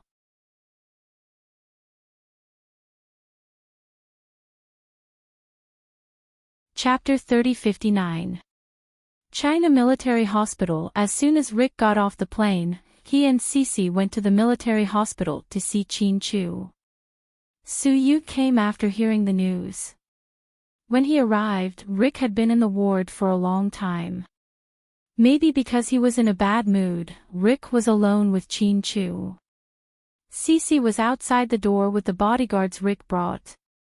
Cece sat there with two white bodyguards standing behind her. President Su. Seeing Su Yu, Cece stood up. Where's Rick? He's inside. How long have you been here? About half an hour. We came as soon as we got off the plane. Cece said. Okay. I'll go in and take a look. Have a seat first. Okay. Cece nodded. Su Yu pushed open the door and went in. He saw Rick sitting beside Chin Chu's bed. Knowing that they were very close, it was normal for Rick to be upset. Seeing Su Yu come in, Rick stood up and nodded. I heard they found someone to operate on him. Yes, a mysterious old man, Su Yu answered honestly. Mysterious old man. Rick was also puzzled when he heard this. Pudding agrees with that old man. He's very mysterious and I can't find any information about him. But based on my intuition, he's not a bad person. I believe he can wake Chin-Chu up. Do you have a picture of him? Rick asked. Oh, yes. Suyu took out his phone. He had taken a picture of the old man and wanted to investigate him, but he didn't find anything. Rick took the phone and glanced at it.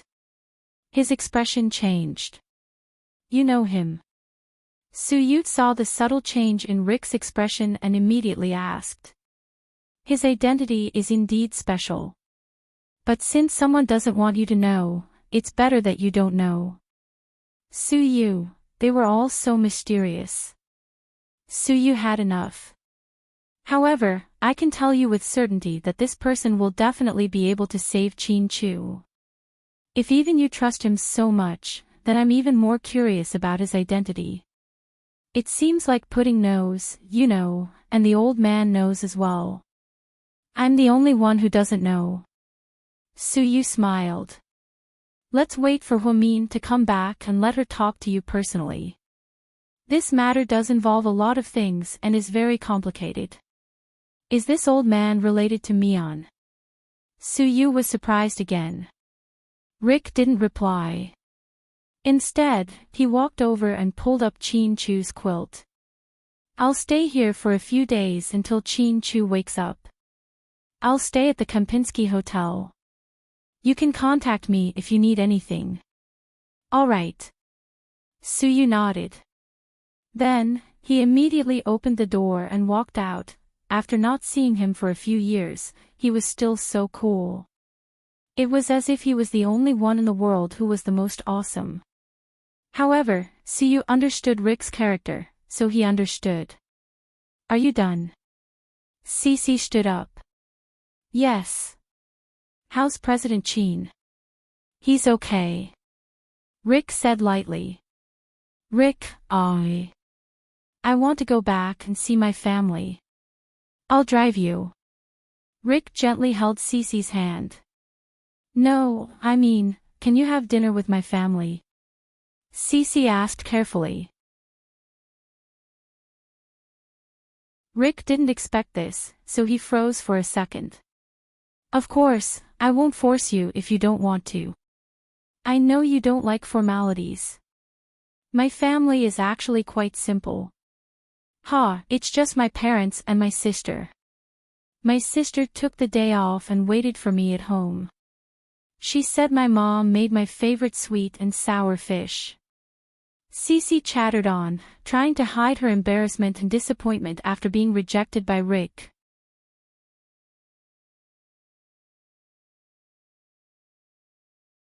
Chapter 3060. Let's go. Cece froze.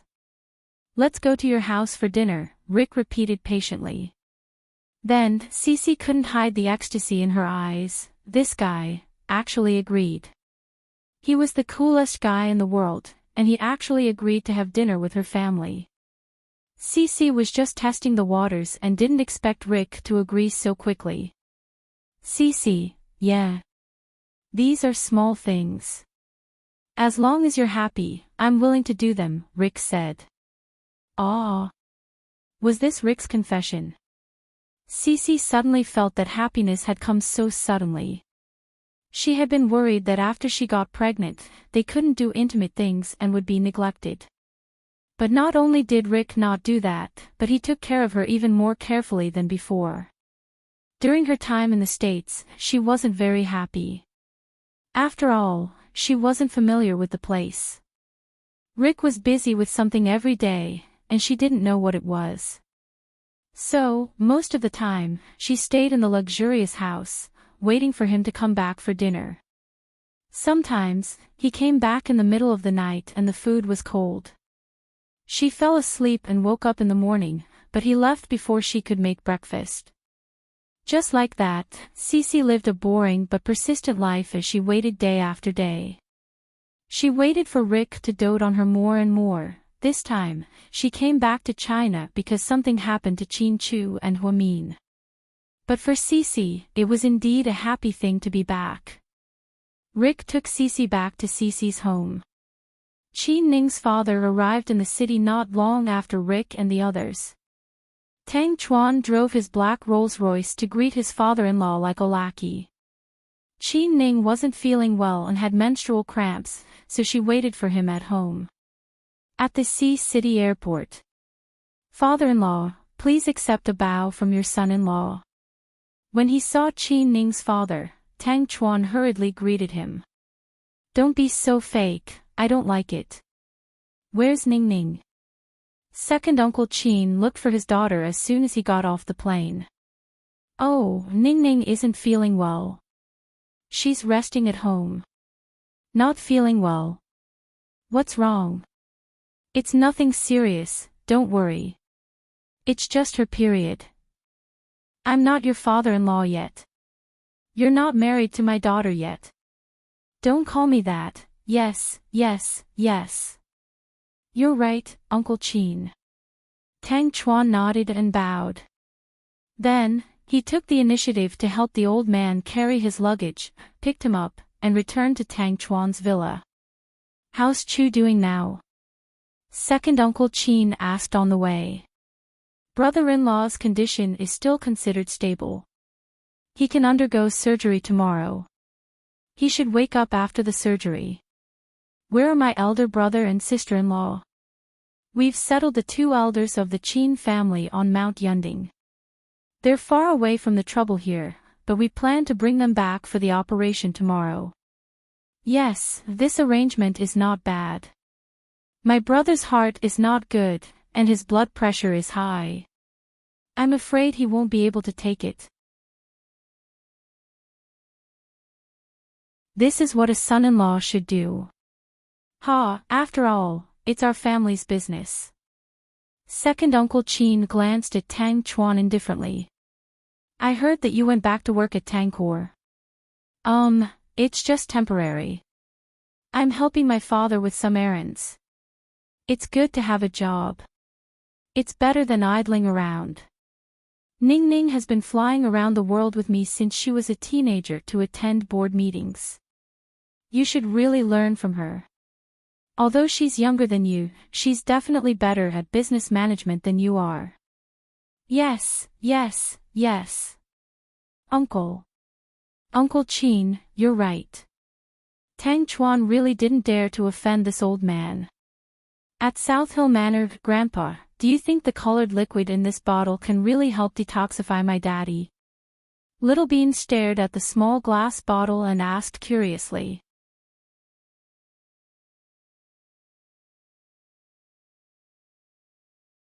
Chapter 3061. "You're asking because you don't believe me." The professor chuckled. "No, I'm just curious." "Kid, you're so smart." The professor rubbed Little Bean's head lovingly. In the past 2 days at South Hill Manor, the twins didn't feel bored following the old man around. Instead, they found it very interesting, especially Little Bean, who thought her grandpa knew a lot and knew everything. He could cook, cure diseases, study all kinds of interesting liquids, and do chemistry experiments. He could do magic and tell interesting stories about criminal psychology. There was nothing he couldn't do. Even when Suyu offered to take her out for dessert, she refused and didn't want to leave the house. The professor hadn't lived such a peaceful life in a long time. Seeing his granddaughters day in and day out, his feelings for them gradually deepened, and he was even more reluctant to leave. "Grandpa, can you help me check if this equation is correct?" Pudding was doing exercises on her tablet. The professor walked over. Little Bean took the opportunity to dial Gao Buiyuan's number. "Little Bean. Buiyuan, what are you doing?" "Watching cartoons." "Great. You didn't even send me a WeChat message to watch cartoons. I despise you." No, I thought something might happen to you, so I didn't. I don't want to hear your explanation." A bag of seafood chips." Okay. A bag of seafood chips." Gao Buiyuan nodded repeatedly. "Where's Auntie Lingling?" My mom's making soup in the kitchen. Uncle Gao Ran is at home too. No, my dad's been busy. He must have a lot of things to do at the bureau. By the way, Bui Yuan, I want to show you something. Little Bean carefully leaned over with her phone and shone the light on the glass bottle of colored liquid. Look. What's that? Gao Bui Yuan leaned over curiously. This thing is magical. If my dad eats it, he'll wake up. So powerful. Where did you get it? An immortal gave it to me. Little Bean chuckled. Liar. There's no immortal. Ha ha ha, it's good stuff. You can't buy it with money. Little Bean seemed to be in a good mood. As long as Uncle Chin wakes up. I hope he's safe. Yes. When Daddy wakes up, he can hug me, and help us find Mommy.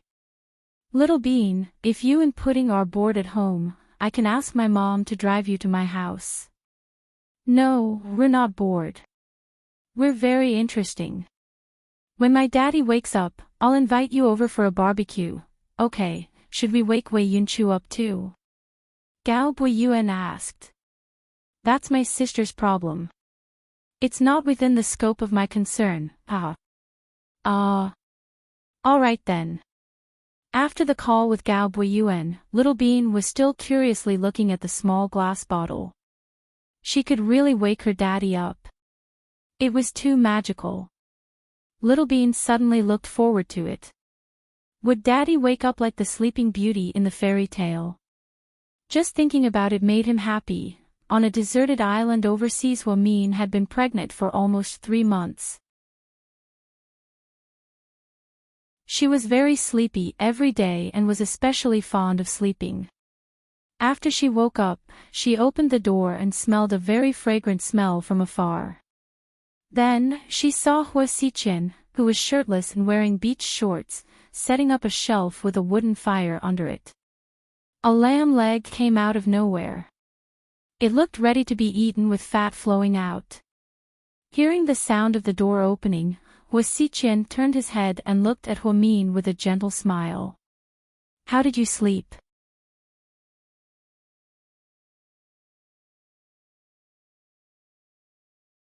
Chapter 3062. Hua Min didn't answer. Instead, he walked over with a cold expression on his face. My people send us a lot of meat. I saw a marinated lamb leg. I think you'll like it. Hua Xichen, are you really going to stay here for the rest of your life? What's wrong with staying here for the rest of my life? Hua Xichen asked back. Don't you want the Hua Corporation that you worked so hard to get? You have so many assets. And your empire. Don't you want them all? Do you want to be a fisherman here? Hua Min deliberately provoked him. I've lived for so long, and I've always understood one thing. Money is just a worldly possession. I've never been obsessed with money or power. When I was abused as a child, I only wanted to protect myself and not be bullied when I grew up. Ha, you're such a hypocrite. Don't forget how many lives you've taken. Hua Min laughed mockingly. I've never killed people for fun or boredom.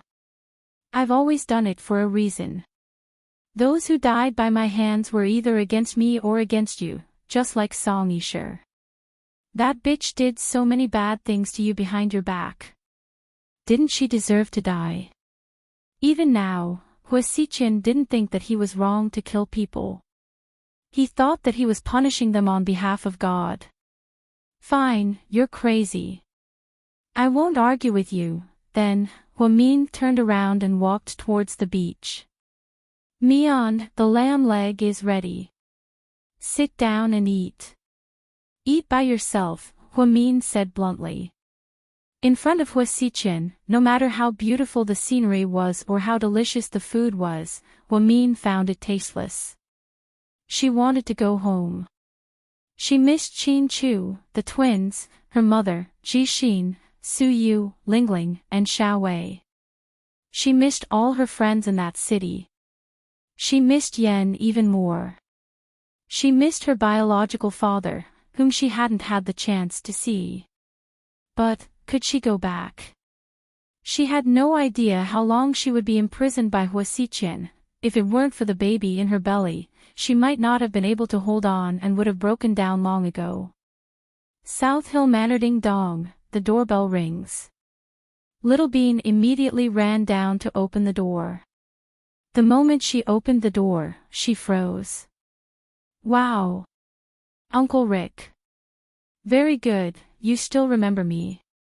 Of course. You're so handsome. You're the most handsome man after my daddy and Suyu. Little Bean, are you obsessed with looks? Cece laughed. Auntie Cece, you're back too. Yes. Come in quickly. Big sister will be very happy to see you. Then, Little Bean turned around and shouted, Qin Zhao Zhao, look who's here to see us. Pudding put down her computer and stood up. Uncle Rick, Auntie Cece. Pudding was also surprised, but not as excited as Little Bean. I brought you some gifts. I bought them at Disneyland. You guys should like them, right? Cece handed the dolls to the sisters. Thank you, Auntie Cece. Who's here? You two look so happy. The professor walked downstairs. When he saw Rick, he was slightly surprised. Rick nodded at the professor, and the professor nodded back. Pudding, Little Bean, can you take Auntie to your backyard? I heard you have Bulgarian roses. Auntie loves roses. No problem, I'll take you there. Little Bean took the lead. Cece took the opportunity to send the twins away, leaving only Rick and the professor in the living room. After the kids left, Rick spoke first. Professor, I didn't expect you to come in person. Kid. You know me. Professor Liu narrowed his eyes slightly.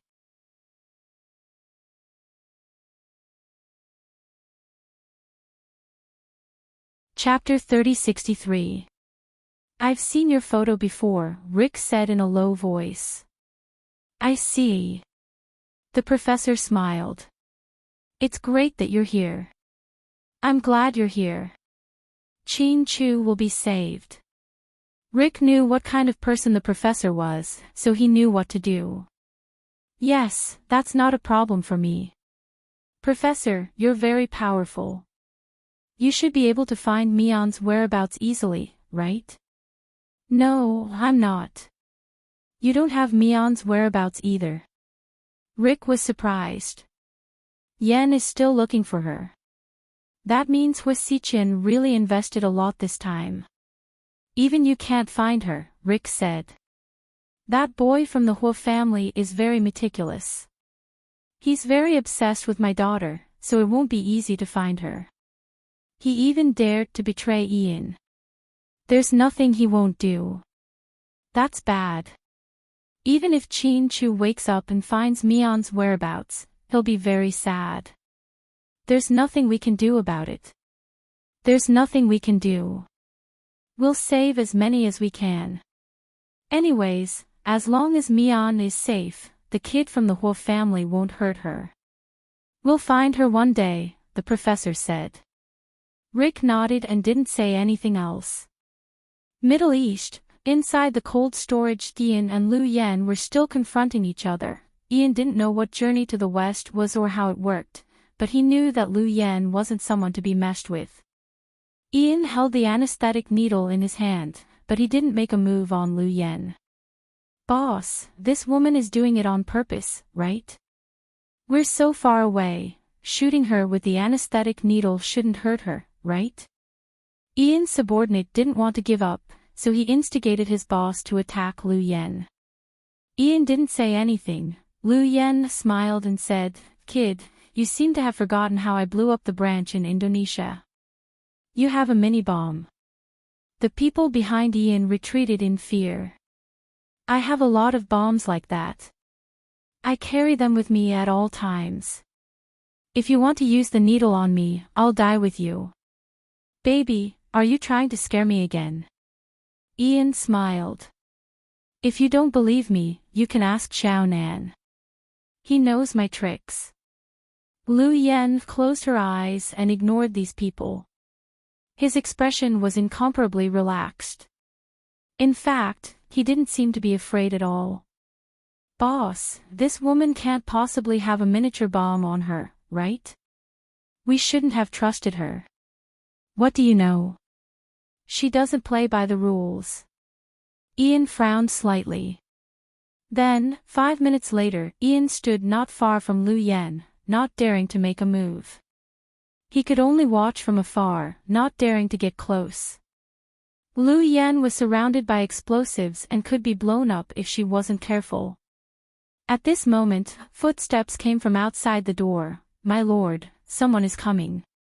Oh no, maybe their reinforcements have arrived. Just as he finished speaking, a grenade was thrown into the room. There was a loud bang behind Ian and the others.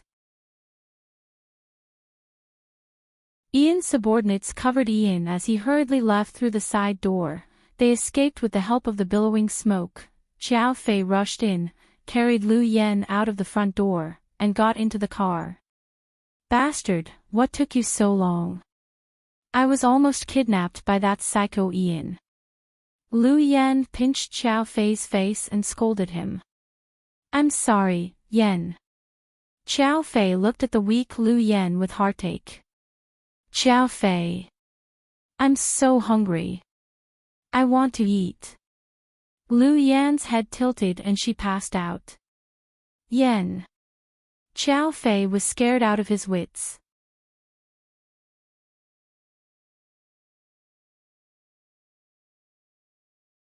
Chapter 3064.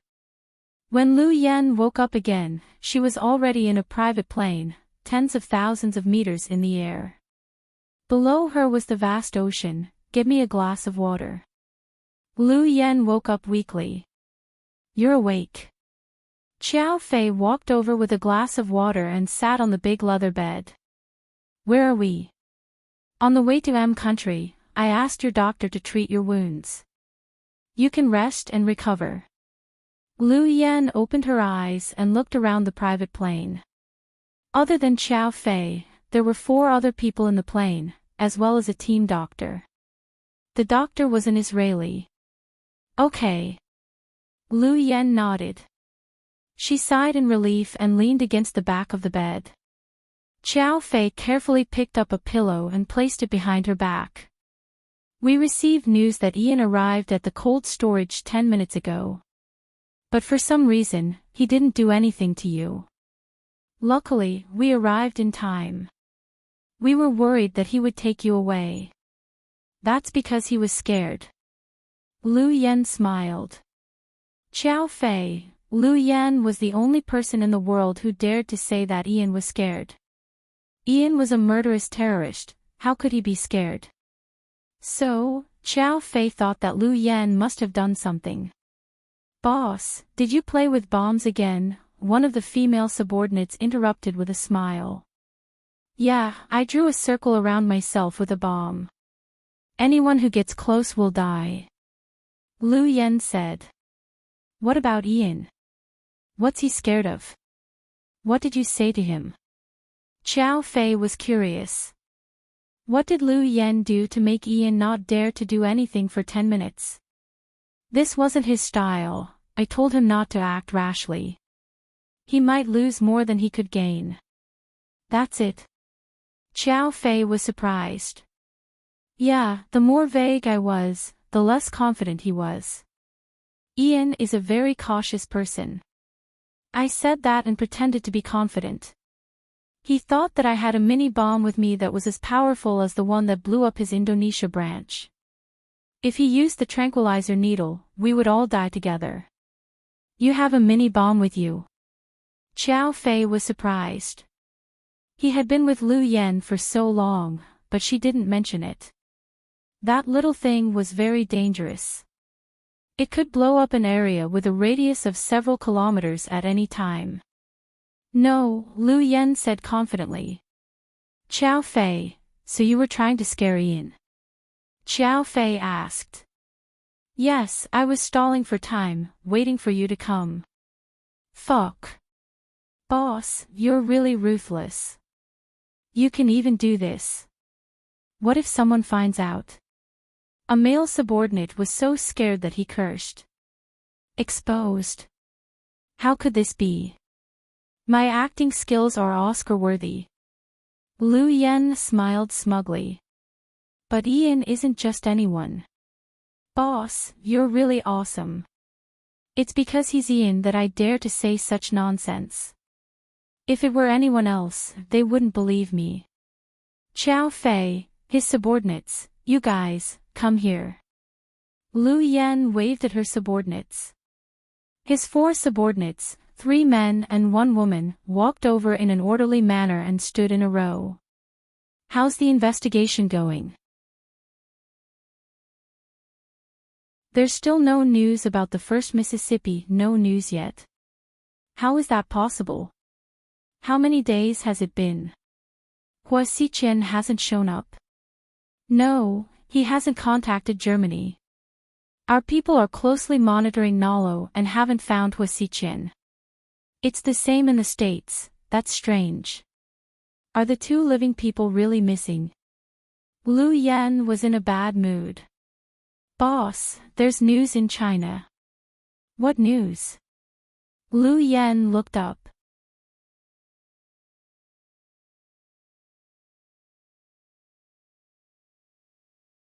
Chapter 3065. Your father is preparing for Mr. Qin's surgery. Lu Yan, I don't need you to tell me that. That's why the old man came back to China. Lu Yan was so angry that she wanted to curse. Her 4 subordinates lowered their heads and didn't dare to say a word. You've been with me for so long, but you're still so brainless. I'm so angry. Lu Yan turned her head. Young Master Qiao. Seeing their boss angry, her subordinates reminded Xiao Fei in a low voice. Xiao Fei was sensible and brought over a bowl of wontons from the side. Ahem. Yan, didn't you say you were hungry? I'm not hungry. I'm full from being angered by them. Lu Yan said in a huff. Wontons. Are you sure you don't want to eat them? Wontons. Where did you get them? Lu Yan immediately turned her head and saw the bowl of fragrant wontons in Xiao Fei's hand. Have a bite first and see how they taste. Xiao Fei picked up the bowl and fed Lu Yan a wonton with a small spoon. Although Lu Yan had been living abroad, she liked Chinese food the most. She liked all kinds of snacks, including Sichuan, Hunan, and Cantonese. Xiao Fei had been with her for a long time and knew her personality well. How is it? Seeing Lu Yan eat one, Xiao Fei asked tentatively. Psycho Xiao, where did you get it? Tell me first. Is it good? It's so delicious. Lu Yan impatiently snatched the small bowl from Xiao Fei's hand and began to eat. Be careful. It's hot. Eat slowly. No one will take it from you, Xiao Fei reminded her. At the same time, he waved his hand at Lu Yan's subordinates and asked them to leave quietly. Her subordinates immediately understood and left the inner cabin. Say, there's always someone to beat. I used to think that with our boss's bad temper, no one could control him. I didn't expect that young Master Qiao, who looks cold and quiet, would be our boss's nemesis. Of course. Young Master Qiao dotes on our boss. He betrayed his family for our boss. There aren't many men like him nowadays. Yeah. If I were our boss, I would have agreed to young Master Qiao's proposal. Forget it, let's not get involved. If the boss hears us, we'll be screwed. A few of his subordinates ran to the outer cabin to rest. Xiao Fei was taking care of Lu Yan. After finishing the bowl of wontons, Lu Yan wiped her mouth in satisfaction. Psycho Qiao, you still haven't told me where this thing came from. Did Zaire buy it in Chinatown in the Middle East? Lu Yan regretted it after she said that because it didn't taste like frozen ice cream. It seems that you won't believe me if I say I bought it. Pfft. What did you say? You did it. Lu Yan was so surprised that she almost vomited blood. Yes. How do you know this? I learned it online. What about the noodles and meat fillings? I bought it from a supermarket in Chinatown. Fuck. I'm impressed. Lu Yan was completely convinced by Xiao Fei. You don't have to kneel. When you recover, you can consider sleeping with me. Xiao Fei said seriously. Sleeping with you. Don't think about it all day long. When you have time, help me find out where my sister is. I'm so anxious. Lu Yan leaned on Xiao Fei's shoulder and recovered while worrying about Huamin's whereabouts. In the hospital in Sea City, the corridor of the military hospital was full of people. Almost everyone was there. Before the professor walked in his white coat, he said to everyone, "Wait for my news." Then he followed Qin Chu into the operating room.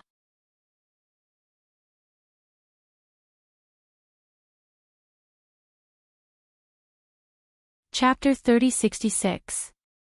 Everyone waited anxiously outside the door. They were Qin Chu's parents, his second uncle, Qin Ning, and Tang Chuan. Ji Xin and his mother also came back from overseas. Jiang Xiaowei, Wei Liao, and their son.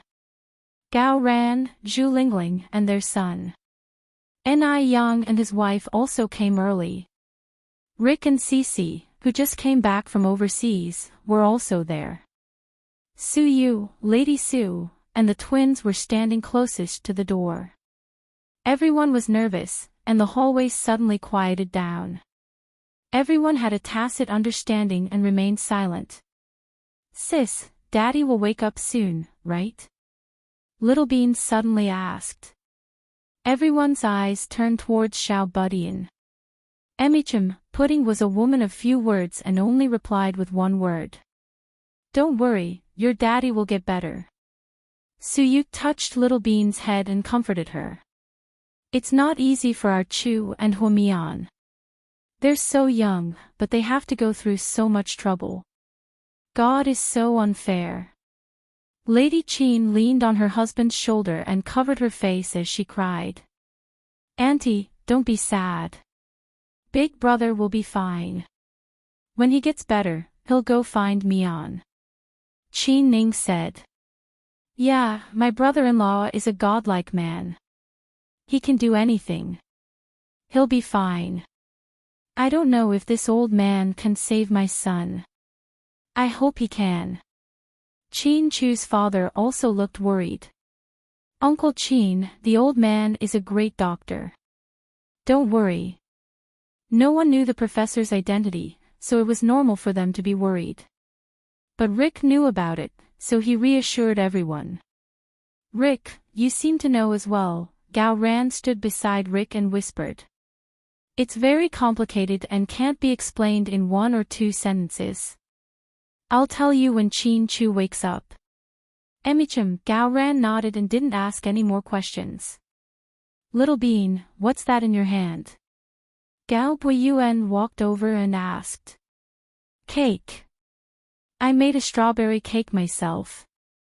I'll give it to my daddy when he wakes up. Little Bean carefully held the cake. It was obvious that her little body was quite nervous. Just like that, time passed by. 2 hours later, the professor walked out with the assistant from the hospital. How is it? Everyone gathered around. Suyu asked anxiously. The surgery went smoothly. First, the toxins in his body were dissolved. Then, the liver was repaired. The professor spoke clearly. That's great. Suyu let out a sigh of relief. Everyone also became happy. Then, will we be able to see Qin Chu in a while? Gao Ran was also excited. That's hard to say. We'll have to see how he recovers. Maybe a few hours, maybe a day or two. So long. Chin-Chu's parents were a little disappointed. Now that the poison has been detoxified and the surgery has been done, it's only a matter of time before he wakes up. It won't take more than 3 days. Don't worry. The professor gave a time limit. I want to go in and be with Daddy. Then, before anyone could stop her, Little Bean rushed in with the cake. Come back, Little Bean. Pudding rushed in after her sister. Let the 2 kids in. Now that he's fine, they must be worried. But it's not good to have too many people. The rest of you should go in batches. It's better not to disturb him. Emichim, Suyu nodded. Rick walked over and handed a white handkerchief to the professor. Thank you for your hard work. Don't mention it. It's my own business. The professor smiled lovingly. Hearing this, Suyu looked back at the professor curiously. When are you leaving? I'll arrange for someone to drive you, Rick said.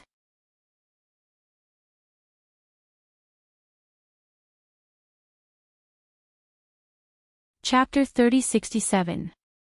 No need. It's troublesome if there are too many people. I can go by myself. When? The professor looked at his watch. I asked them to book a flight in 3 hours. It seems like we'll be leaving soon. In such a hurry. In a hurry. I've been out for the longest time.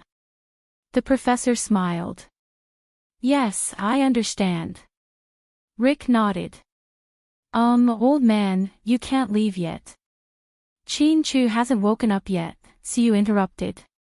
Brat, do you want me to stay for the rest of my life? I'm afraid I won't work. Give me a commission. The professor looked at Suyu with a smile. To be honest, he quite liked this brainless young man. It was said that he liked Mian very, very much. He liked Mian and the children very much. Commission. If it's about money, then it's easy. How much do you want? Name a price. Cash or check? Suyu said proudly. In Suyu's opinion, anything that could be solved with money was not a problem.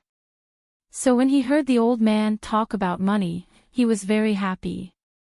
Brat, keep those 2 coins for yourself. Don't show them off. Old man, you're too arrogant. Imperial Star is a listed company. Although it's not the top company in the country, it's still a gathering of superstars. Conservatively speaking, it's worth more than 10 billion yuan. How can you say that my 2 coins are nothing? Are you stupid? Ha ha ha. The professor laughed, thinking that Suyu's way of speaking was very cute. Okay, I'm not going to talk nonsense with you here. I'm going to take a shower and change my clothes. I'll say goodbye to the 2 little ones. It's time to return them. Sir, about Mian. Rick wanted to ask if the professor didn't care about Mian's whereabouts. But before he could say it, the professor knew what he meant. So he replied, Yen will take care of that. I don't need to ask. Okay, I'll tell Chin-Chu when he wakes up, Rick said. Then, the professor turned and followed the hospital staff to take a shower and change clothes. Suyu quietly pulled Rick aside. What? Is that old man rich? Yes, very rich. Rick nodded. You're not lying to me, are you? Suyu obviously didn't believe it. Do you think I need to lie to you? What does he do for a living? If he's so rich, why haven't I seen him on TV or in the newspapers? Suyu thought that he must be a famous overseas Chinese tycoon. She should have seen him before. That's because he keeps a low profile, Rick explained. That's really low-key. In the ward, Pudding and Little Bean surrounded Chin-Chu. He had just finished the operation and had not taken off his oxygen mask yet. His complexion didn't look very good, and he was very weak. "Daddy. Grandpa said you'll wake up soon. Then you can eat the cake I made," Little Bean said as she held the cake in her hands. "Daddy, you have to get better soon. Mommy is still waiting for you to find her. Sis, if we find Mommy this time, we have to kill the big bad guy, okay?" Little Bean was angry at the thought of the man who kidnapped Mommy. "Okay, let Daddy kill him." Pudding agreed with her little sister. After changing clothes, the professor came in to say goodbye to the twins. "Pudding, Little Bean." He walked in. "Grandpa, come here. Can you see if my daddy's blood pressure is high?" Little Bean was making a fuss over nothing. "You don't have to worry about that. The hospital has professionals to take care of him." The professor smiled. "Grandpa, what are we having for lunch?" "No, I should ask, what are you going to make for us today?" Little Bean held the professor's hand and asked happily.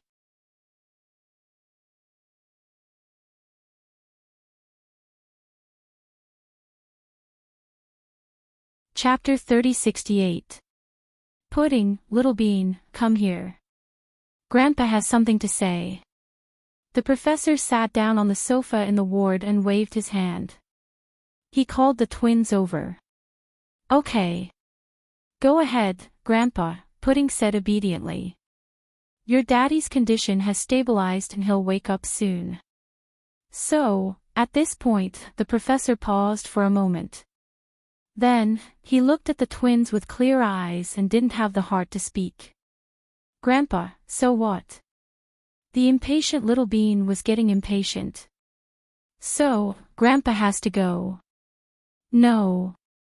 As soon as the professor finished speaking, Little Bean immediately said no. "Grandpa, where are you going?" Pudding was more rational than her sister. "Back to where I came from." "No, Grandpa. I won't let you go. If you leave, I'll cry." Little Bean tried to scare the professor. The professor couldn't bear to see Little Bean and Pudding in his arms and kissed their foreheads. "Grandpa, can you not go? Why don't you stay? When Daddy wakes up, he'll go find Mommy. Then, we'll be together as a family. We'll bring Auntie back. Our South Hill Manor is big. We can live there," Pudding said. "It's not about the house. It's complicated and I can't explain it to you. But it doesn't mean I don't love you. If you leave, it means you don't love us anymore. I don't want you to leave. I want you to make delicious food for me." As Little Bean spoke, tears began to fall from her eyes. Seeing this, the professor's heart ached. "Little Bean, be a good girl. Don't cry, okay?" "No. If Grandpa leaves, I'll cry." "Grandpa, you have to go. There's unfinished work." The professor tried to persuade his granddaughter. "Grandpa, if you have to go, take Little Bean with you. Little Bean wants to go with Grandpa." Little Bean sat in the professor's arms and begged. The professor didn't know what to do. At his age, he had never taken care of a child. Lu Yan was raised on her own. At that time, he was busy with research and hiding from the evil organizations. He also had to investigate his wife, Linya. Huamin, on the other hand, grew up in someone else's arms. Therefore, in the face of the two children's pleas, the professor didn't know what to do. "Grandpa, Little Bean and I really like you. When Mommy and Daddy weren't home, you took care of us. We really don't want to lose you." "Not really. It's not like I'm not coming back. When I'm done with the last thing, I'll come and see you, okay?" "No, don't give us false promises. We don't believe your stalling tactic," Little Bean said. "But I really can't stay. In other words, if I stay, not only will you be in danger, but your father, his friends, and even everyone in this city will be in danger. The professor tried to explain the nature of his job. Grandpa, are you an alien? Little Bean asked in all seriousness. Professor, Pudding, are the people from your planet coming to pick you up? If you don't go back, are they going to destroy Earth? Little Bean continued to ask questions.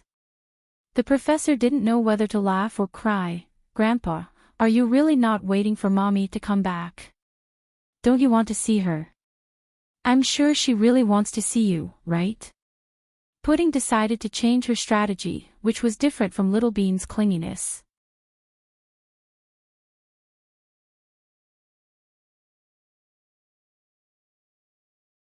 Chapter 3069.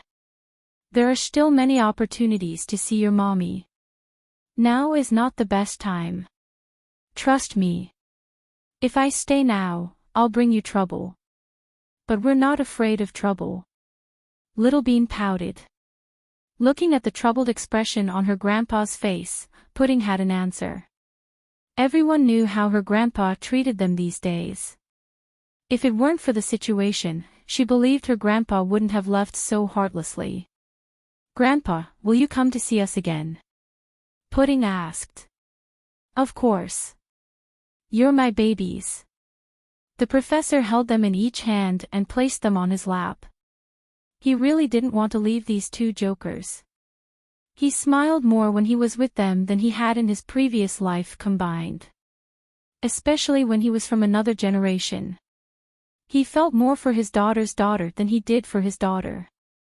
Otherwise, there wouldn't be so many stories of grandpas and grandpas spoiling their grandchildren. Then, Grandpa, you should go. I know you must have your reasons. Finally, Pudding decided not to bother her grandpa anymore. Auntie didn't say what Grandpa did for a living. Grandpa came and went mysteriously. Even Handsome Sue's secret investigation didn't yield any results. Maybe Grandpa's job was special.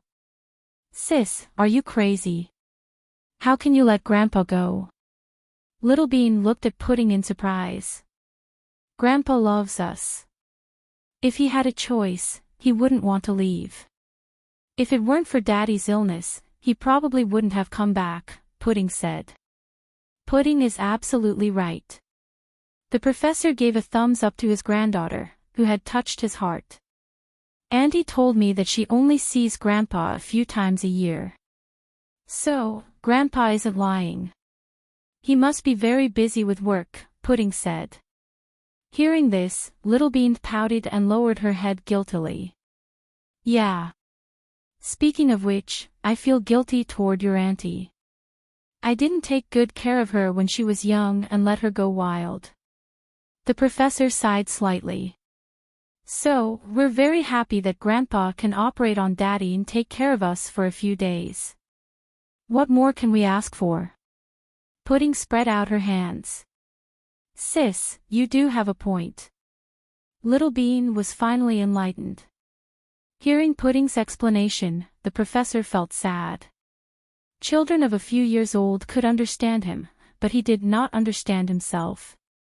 Why were they so passionate about scientific research in the first place? In order to pursue a higher goal, he was simply crazy.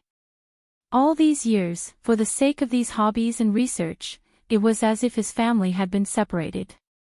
Linya was like that. She even had to leave her biological daughter, Mian, to be raised by someone else. Lu Yan was the most pitiful, she had to run around with him. After Linya's accident, he took Lu Yan to Hong Kong and lived in seclusion for a while. Later, when he went abroad, Lu Yan was taken over by someone in Hong Kong. However, the little girl was wild and couldn't be controlled by anyone. Later, she decided to live on her own. Constantly running away, being hunted down, over and over again, Lu Yan had developed a lot of skills through her trials and tribulations. But as she grew older, she was no longer as clingy with the professor. Later, He was admitted to West Point Military Academy, graduated successfully, and then formed his own mercenary group. None of these professors knew about this. Later, the FBI told him that his daughter was already one of the best in the mercenary world. She was the most wanted criminal in the world. At that time, he realized that Yen had unknowingly grown up and walked on the path of a strong person. "Grandpa, don't cry. I won't force you to stay."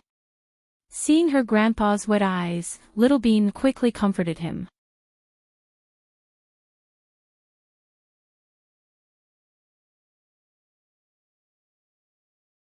Chapter 30-70. No, Grandpa's fine. I just suddenly remembered something from the past. The professor pulled himself back from his thoughts and said gently to his granddaughter.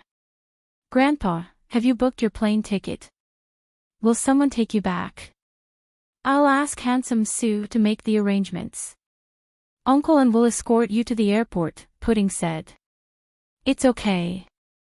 Grandpa has made the arrangements. Someone will pick me up. Don't worry." "Okay." Pudding nodded.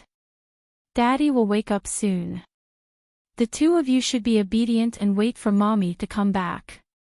"Okay." Pudding nodded obediently. Just then, the professor's watch reminded him in a low voice, "Professor, you should go to the airport, okay?" "I got it." Then, the professor stood up. "Grandpa, you'll miss us, right?" Pudding was still reluctant to leave. After all, she was a child. No matter who she lived with for a few days, she would become dependent on him. "Of course. Then remember to call me or video call me. It's easy for me to pick up. You know my phone number, right?" Pudding chattered. "Yes. I remember your and Pudding's phone numbers. I'll call you when I'm free." Despite his words, the professor knew that once he went back, it would be difficult for him to make a phone call. He could only contact Lu Yen for less than 50 seconds each time. After all, his whereabouts were too important. He didn't even know how many people were looking for him. The FBI would also keep an eye on his movements at all times.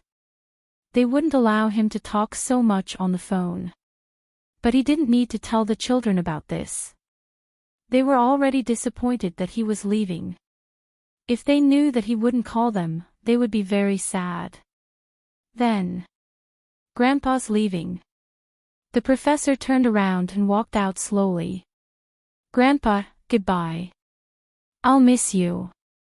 Pudding's voice trembled when she said this. It was obvious that she was crying. "Grandpa, have a safe trip."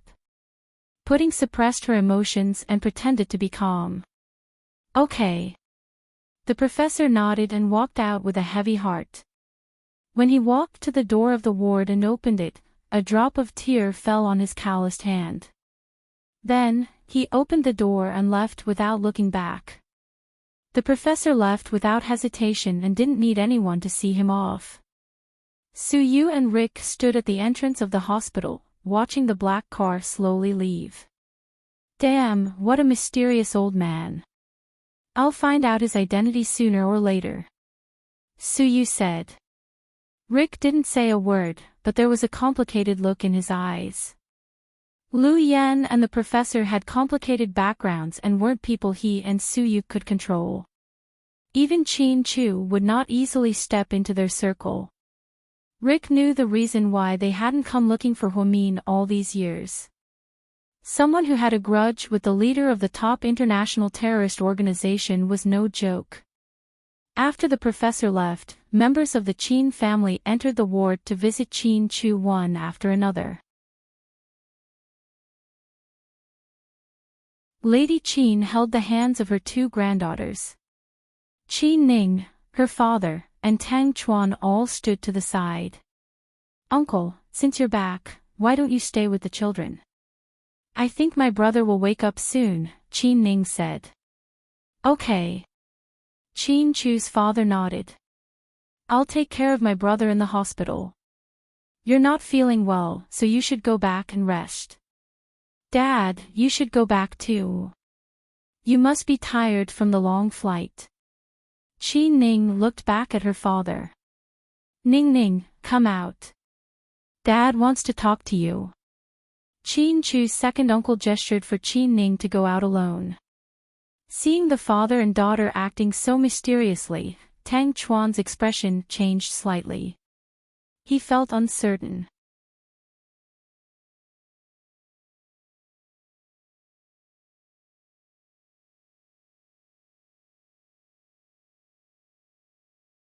Don't let your guard down. Take care of yourself. I know, Pops. Have you found anything about your sister? The professor asked. Hearing this, Lu Yan's eyes dimmed slightly. Not yet. I don't know where that psycho Huasiqian hid my sister. There's not even a trace of her. Lu Yan bit her lips. Keep looking. I'll ask the FBI to help.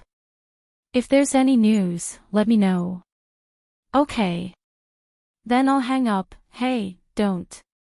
Pops, I still have something to ask you, Lu Yan said anxiously just as the professor was about to hang up.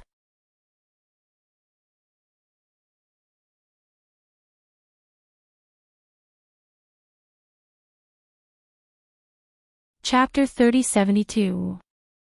Go ahead. Do you have any thoughts after seeing your two granddaughters? Yes. What thoughts? Tell me. Lu Yan got up from the big bed in the inner cabin like a puff of smoke, her face full of gossip. In order to hear clearly, she put the phone on speaker. Xiao Fei, who was sleeping on the leather chair, was woken up by the noise. The professor thought for a moment and replied solemnly, My idea is that you should stop fighting and killing. Get married and live your life like your sister. Lu Yan, you and Xiao Fei should hurry up and have children. I'll be happier if I have more grandchildren. Lu Yan, hearing this, Xiao Fei smiled slightly. His father-in-law was indeed a good father-in-law in China. What are you laughing at? Lu Yan glanced at Xiao Fei and found him laughing. What did you say? The professor was angry. No. Dad, I'm not talking about you. I'm talking about Xiao Fei. Lu Yan explained immediately. Okay. Since there's nothing else, that's all. Then, the professor hung up. How dare you eavesdrop on my phone call? Do you want to die? Lu Yan glared at him. I didn't eavesdrop. I just happened to wake up. But I think your dad is right. What's right? Lu Yan looked at him in surprise. Let's hurry up. Look at my sister's twins. Hurry up. Fuck off. Lu Yan threw a pillow at him. Fortunately, Xiao Fei reacted quickly. Lu Yan's personality was the best of the best. Ordinary men couldn't stand her. She would swear and blow people up at the slightest provocation. She would shoot people at the slightest provocation or throw knives at them.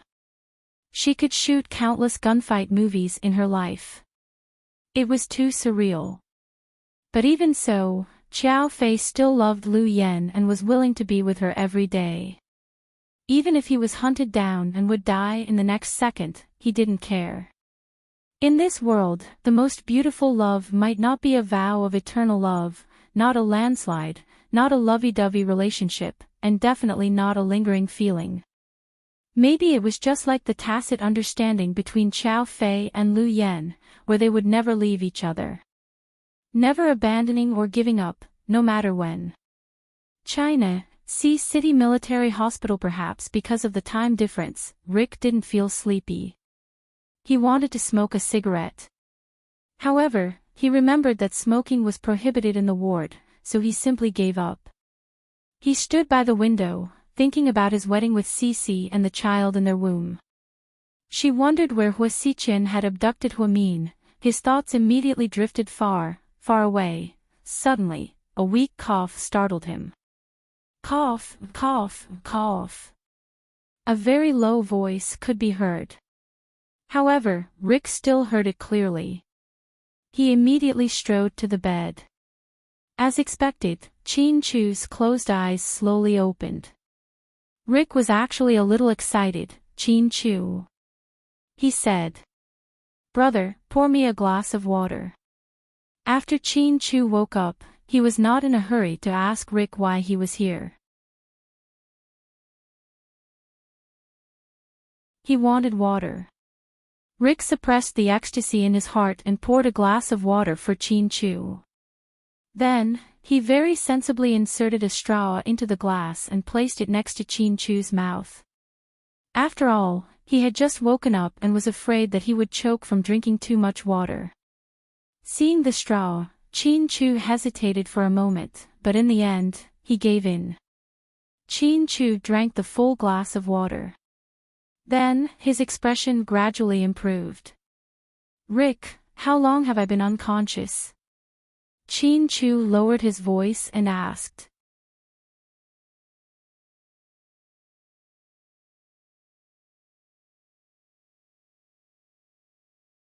Chapter 3073. A few days. Chin-Chu was speechless. I thought you were going to ask me what year it is now, Rick said seriously. Not really. I was unconscious, not transmigrated. To be honest, you slept long enough. We were all scared, Rick said slowly as he sat on the chair beside the bed and looked at Chin-Chu. Yeah. At that moment, I thought I was dead, Chin-Chu said. How are you now? Do you feel uncomfortable? Do you want me to call the doctor? No, I'm fine now. Let's talk. Chin-Chu waved his hand and asked Rick, who was about to get up to call the doctor, to sit down. Yeah. When did you come back? Yesterday. Cece is back too. Yeah, they're all back. How about my daughters? Are they okay? Thinking of his two precious little girls, Chin-Chu felt warm in his heart. They're fine. They stayed with you in the hospital during the day. At night, I saw that they were sleepy, so I went back to South Hill Manor with your mother. My parents are back. Yeah. Your second uncle is back too. Second uncle is back too. Chin-Chu was slightly surprised. Yeah. Everyone was worried about you. They all thought that you would. Rick paused for a second. I know. They all thought I wouldn't wake up, right? Yeah. After all, you're in a difficult situation. Plus, the medicine you took before was very stimulating.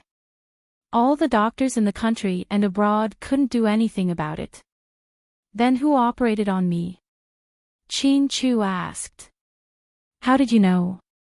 Rick was shocked. Chin-Chu had just woken up. He didn't know anything about the situation. There are sutures here. Chin-Chu pointed at his chest. You're indeed a doctor. You're so sensitive. You even noticed this. I was just about to tell you that your surgery was actually, the professor is back, right? Chin-Chu asked calmly. You can even guess that. Other than my Mian, I don't think anyone has such amazing medical skills. Lu Yen definitely can't do it. She only knows how to make explosives. Yes, the professor is back. I was shocked too. I didn't expect him to. Rick nodded. I'm sure he will. Mian is his daughter. He won't abandon us. Lu Yen must have been here too, right? Yeah, I think so. So you didn't know Lu Yen, so he didn't mention her. But my people found out that after your accident, many of Huasiqian's subordinates were killed. The Municipal Public Security Bureau couldn't find the killer, and the Gao Ran was also troubled. But I think Lu Yen did it. She wanted to force out Hua Min's whereabouts. Upon hearing the mention of Mian, Chin Chu fell slightly silent and lowered his head. His long eyelashes were filled with melancholy. Did the professor leave already? Yeah, he left today. Pudding and Little Bean seemed to be very close to him. When he left, the two kids cried. The professor seemed to be in a bad mood. Yeah, blood is thicker than water. Of course, they have feelings for each other. Chin Chu, why didn't you ask about Mian? Rick couldn't hold it in anymore and asked him. There's no point in asking. You guys definitely don't know where she is. You thought of that? Rick was surprised. As expected of the smart Chin Chu, he seemed to be able to predict many things. Since Hua Xichen planned all of this, he wouldn't let you guys find out so easily. That's not his style. Chin Chu, has it never occurred to you that Hua Mian is already dead? Rick asked, enunciating each word.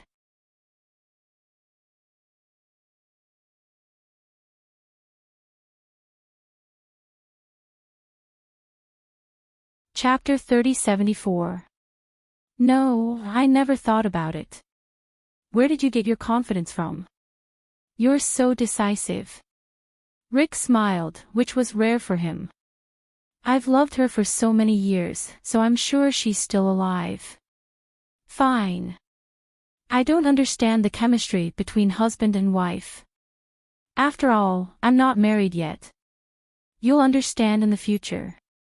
Chin Chu smiled. You're much better now. I thought you'd continue to be depressed because of the lack of news about Hua Min. I might have been in the past, but not now. Besides being Hua Min's husband, I'm also their father. Then, Chin Chu took out his cell phone and opened the photos, looking at the smiling faces of the children. He and Hua Mian, he and the children. They were a happy family. The gentleness in Chin Chu's eyes was something Rick had never seen before. After Hua Xichen went missing, Ian seemed to be looking for him as well. This time, he even betrayed Ian. People like him would never listen to Ian wholeheartedly. Chin Chu put down his phone and said to Rick. I thought he had a close relationship with Ian's family. After all, he and Nalo had a history. That's why Hua Xichen probably hates Ian and his brother to the core. Hua Xichen doesn't play by the rules. I've sent people to investigate, but there's still no news. Lu Yan is also investigating, and I'm sure the professor will do the same. Yeah, there must be a reason behind this. Mian is smart, I'm sure she'll find a way to send us a message. Chin Chu was confident in Hua Mian. Meanwhile, on a deserted island, Hua Mian was being held captive by Hua Xichen, but Hua Xichen was really nice to her. Aside from restricting her freedom and not allowing her to leave the island, Hua Mian was very nice to her. Everything else was available. Seeing that Hua Min didn't like to eat the food on the island, he ordered people to send some rare fruits and meat, even seafood, lobster, abalone, etc. However, no matter what he did, he couldn't seem to see Hua Min's smiling face. Every day, Hua Min would slander him.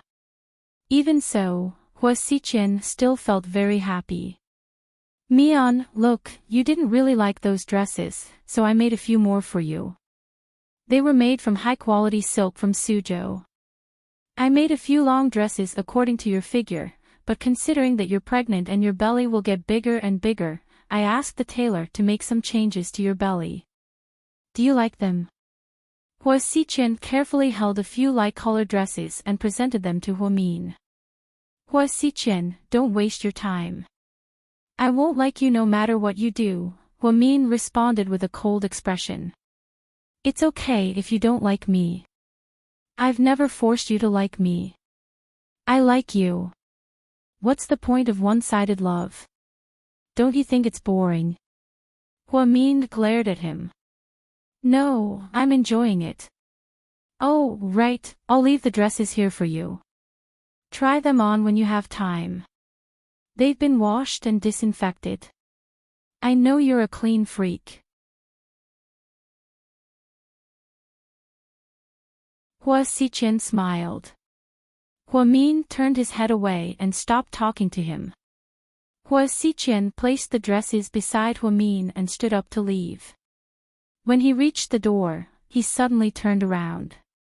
Mian, do you want to have fish soup tonight? As for the main dish, do you like rice or steamed buns? This scene was like a responsible husband taking care of his pregnant wife. Hua Min suddenly felt that the scene was very strange.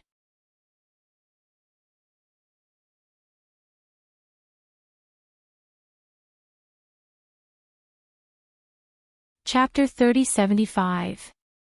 You're not talking. Hua Xiqian raised his eyebrows and continued, then I'll take it that you're admitting that it's rice. Then, he continued to get busy. What he was busy with was chopping firewood, picking fruits, cooking, and helping Hua Min wash clothes.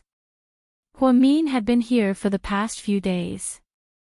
Other than getting angry, scolding, and throwing tantrums, he didn't do anything else.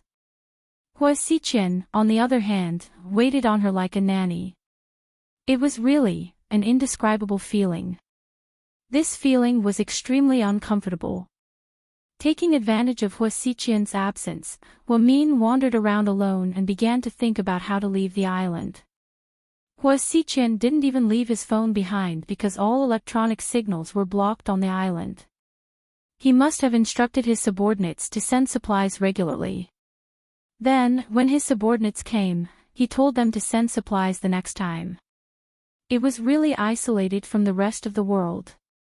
Other than her and Hua Xiqian, there was no one else around. Was she really going to die of old age here? Hua Min didn't have the patience. If she couldn't get out like this, then she wouldn't even give birth to her child. She would just jump into the sea with the baby in her belly and commit suicide. That was better than being kept as a pet, especially if it was her child. She wouldn't allow her child to be like her the moment it was born. She wouldn't allow her child to become a prisoner and live the rest of its life. Hua Min had always thought that she was quite smart, therefore, she kept thinking of ways to leave the island. She even used a tree branch to draw an SOS, a big letter, on the beach, hoping that a plane or ship would come and save her. SOS was an international distress signal. No matter which country it was, as long as they saw this signal, they would know that someone was trapped here. At first, Hua Min was full of confidence. Hua Xiqian didn't seem to notice what she was doing. He didn't even keep an eye on her and allowed her to wander around the island. However, after 3 or 4 days, Hua Min felt a little hopeless. This was because she realized that this island was too small. No one passed by at all. Occasionally, there would be a plane, but it would be thousands of miles above the ground. They wouldn't be able to see the letter she wrote. Therefore, her plan to call for help could be said to have failed before it even had a chance. This was a huge blow to Hua Min, and she was depressed. During dinner, as usual, Hua Xiqian walked over with a tray and gently placed it on Hua Min's table. Hua Min hadn't had a chance to sit down and have a meal with Hua Xiqian since she arrived. However, Hua Xiqian seemed to have gotten used to this rhythm. Mian, I heard that pregnant women need to be in a good mood. What are you going to do with your frown? It's all because of you. Why are you making sarcastic remarks now? Hua Min was full of resentment. She felt as if she had become a different person. Her entire body was filled with resentment and anger, and she could even go crazy at any moment. She was no longer as quick-witted, calm, and composed as she was in the hospital. You can be angry with me, hit me, or scold me. Just vent your anger. Hua Xiqian smiled. Then I'll kill you, okay? Hua Min was furious. Sure, anytime. But I'm the only living thing on this island. If you kill me, you'll be the only one left. Who's going to take care of you then? Do I need you to take care of me? Ha! Huamin sneered. You've been on this island for so long, but you've never smiled. I really want to see you smile. I'll never smile at someone like you again, not in this lifetime. Stop dreaming. Huamin glared at Hua Xichin fiercely. Mian, take a look at this. Hua Xichin handed over a craft paper bag.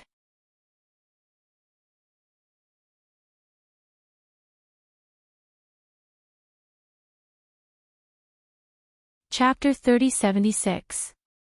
What's this? Huamin glanced at the bag warily. Let's take a look first.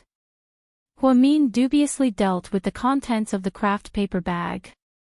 In an instant, his heart almost melted. They were photos of the twins, Pudding and Little Bean. They were all photos of the two children. Some were taken on the streets. Some were taken while eating at a restaurant. There was something oily at the corner of Little Bean's mouth. She looked extremely cute. Huamin held the photos and looked at them affectionately. His gaze also became warm. Huamin, who exuded the aura of motherly love, was very charming. Huamin lowered her head, and a strand of her long hair fell down. It covered the side of her delicate face. Hua Xichin was moved. He reached out his hand and was about to help her tidy up. But Huamin reached out and slapped his hand away. What are you doing? Don't be nervous. I just want to help you tidy up your hair. I don't need you to do it. Okay. Don't be nervous. You are like a little porcupine. You're so paranoid. Hua Xichin smiled. Huamin held the photos lovingly, tears in her eyes. How did you get these photos? Of course they were taken by my people. What do you think? Are you happy? These are all the latest photos. Look at the date below. That's from the day before yesterday.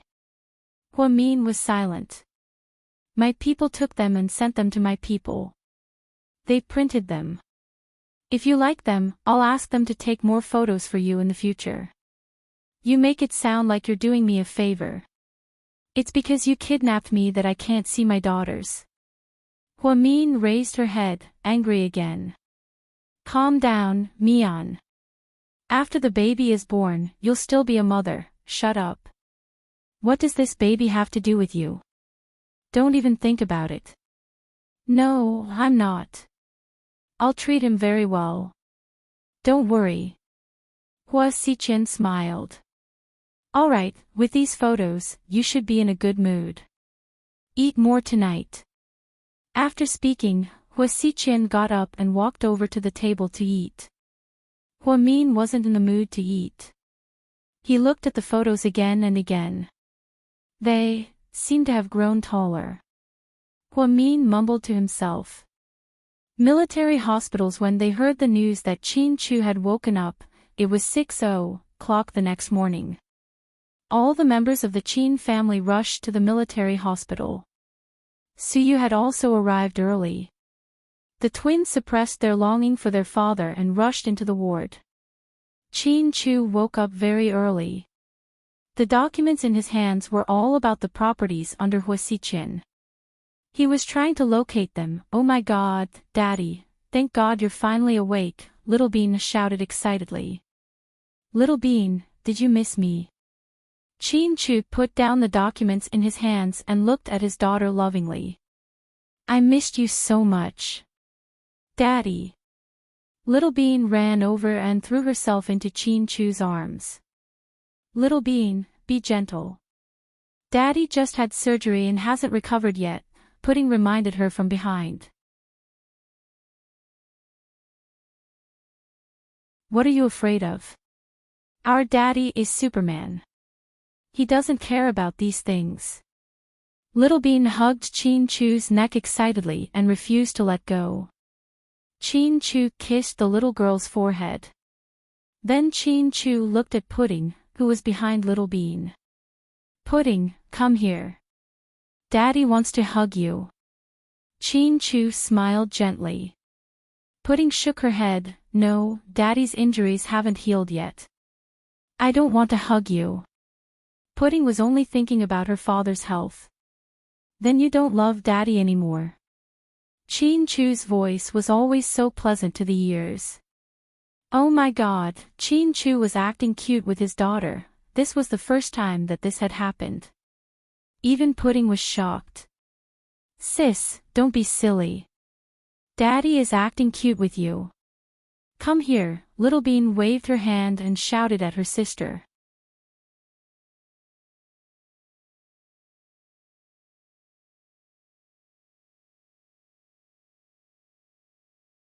Chapter 3077. Hearing her daddy's words, Pudding walked over shyly. Chin-Chu hugged his daughter and kissed her forehead with fatherly love. You must have taken care of your sister while I was in a coma, right? Not bad. Pudding had always been low-key and never took credit for anything. She also liked to keep everything to herself. In this aspect, she was very similar to Chin-Chu. You and Pudding didn't tell anyone about Grandpa's visit. Uncle Rick said you did great. You didn't even tell Uncle Suyu. You even convinced him to let Grandpa do the surgery for me, right? It's my duty, Daddy. You did great.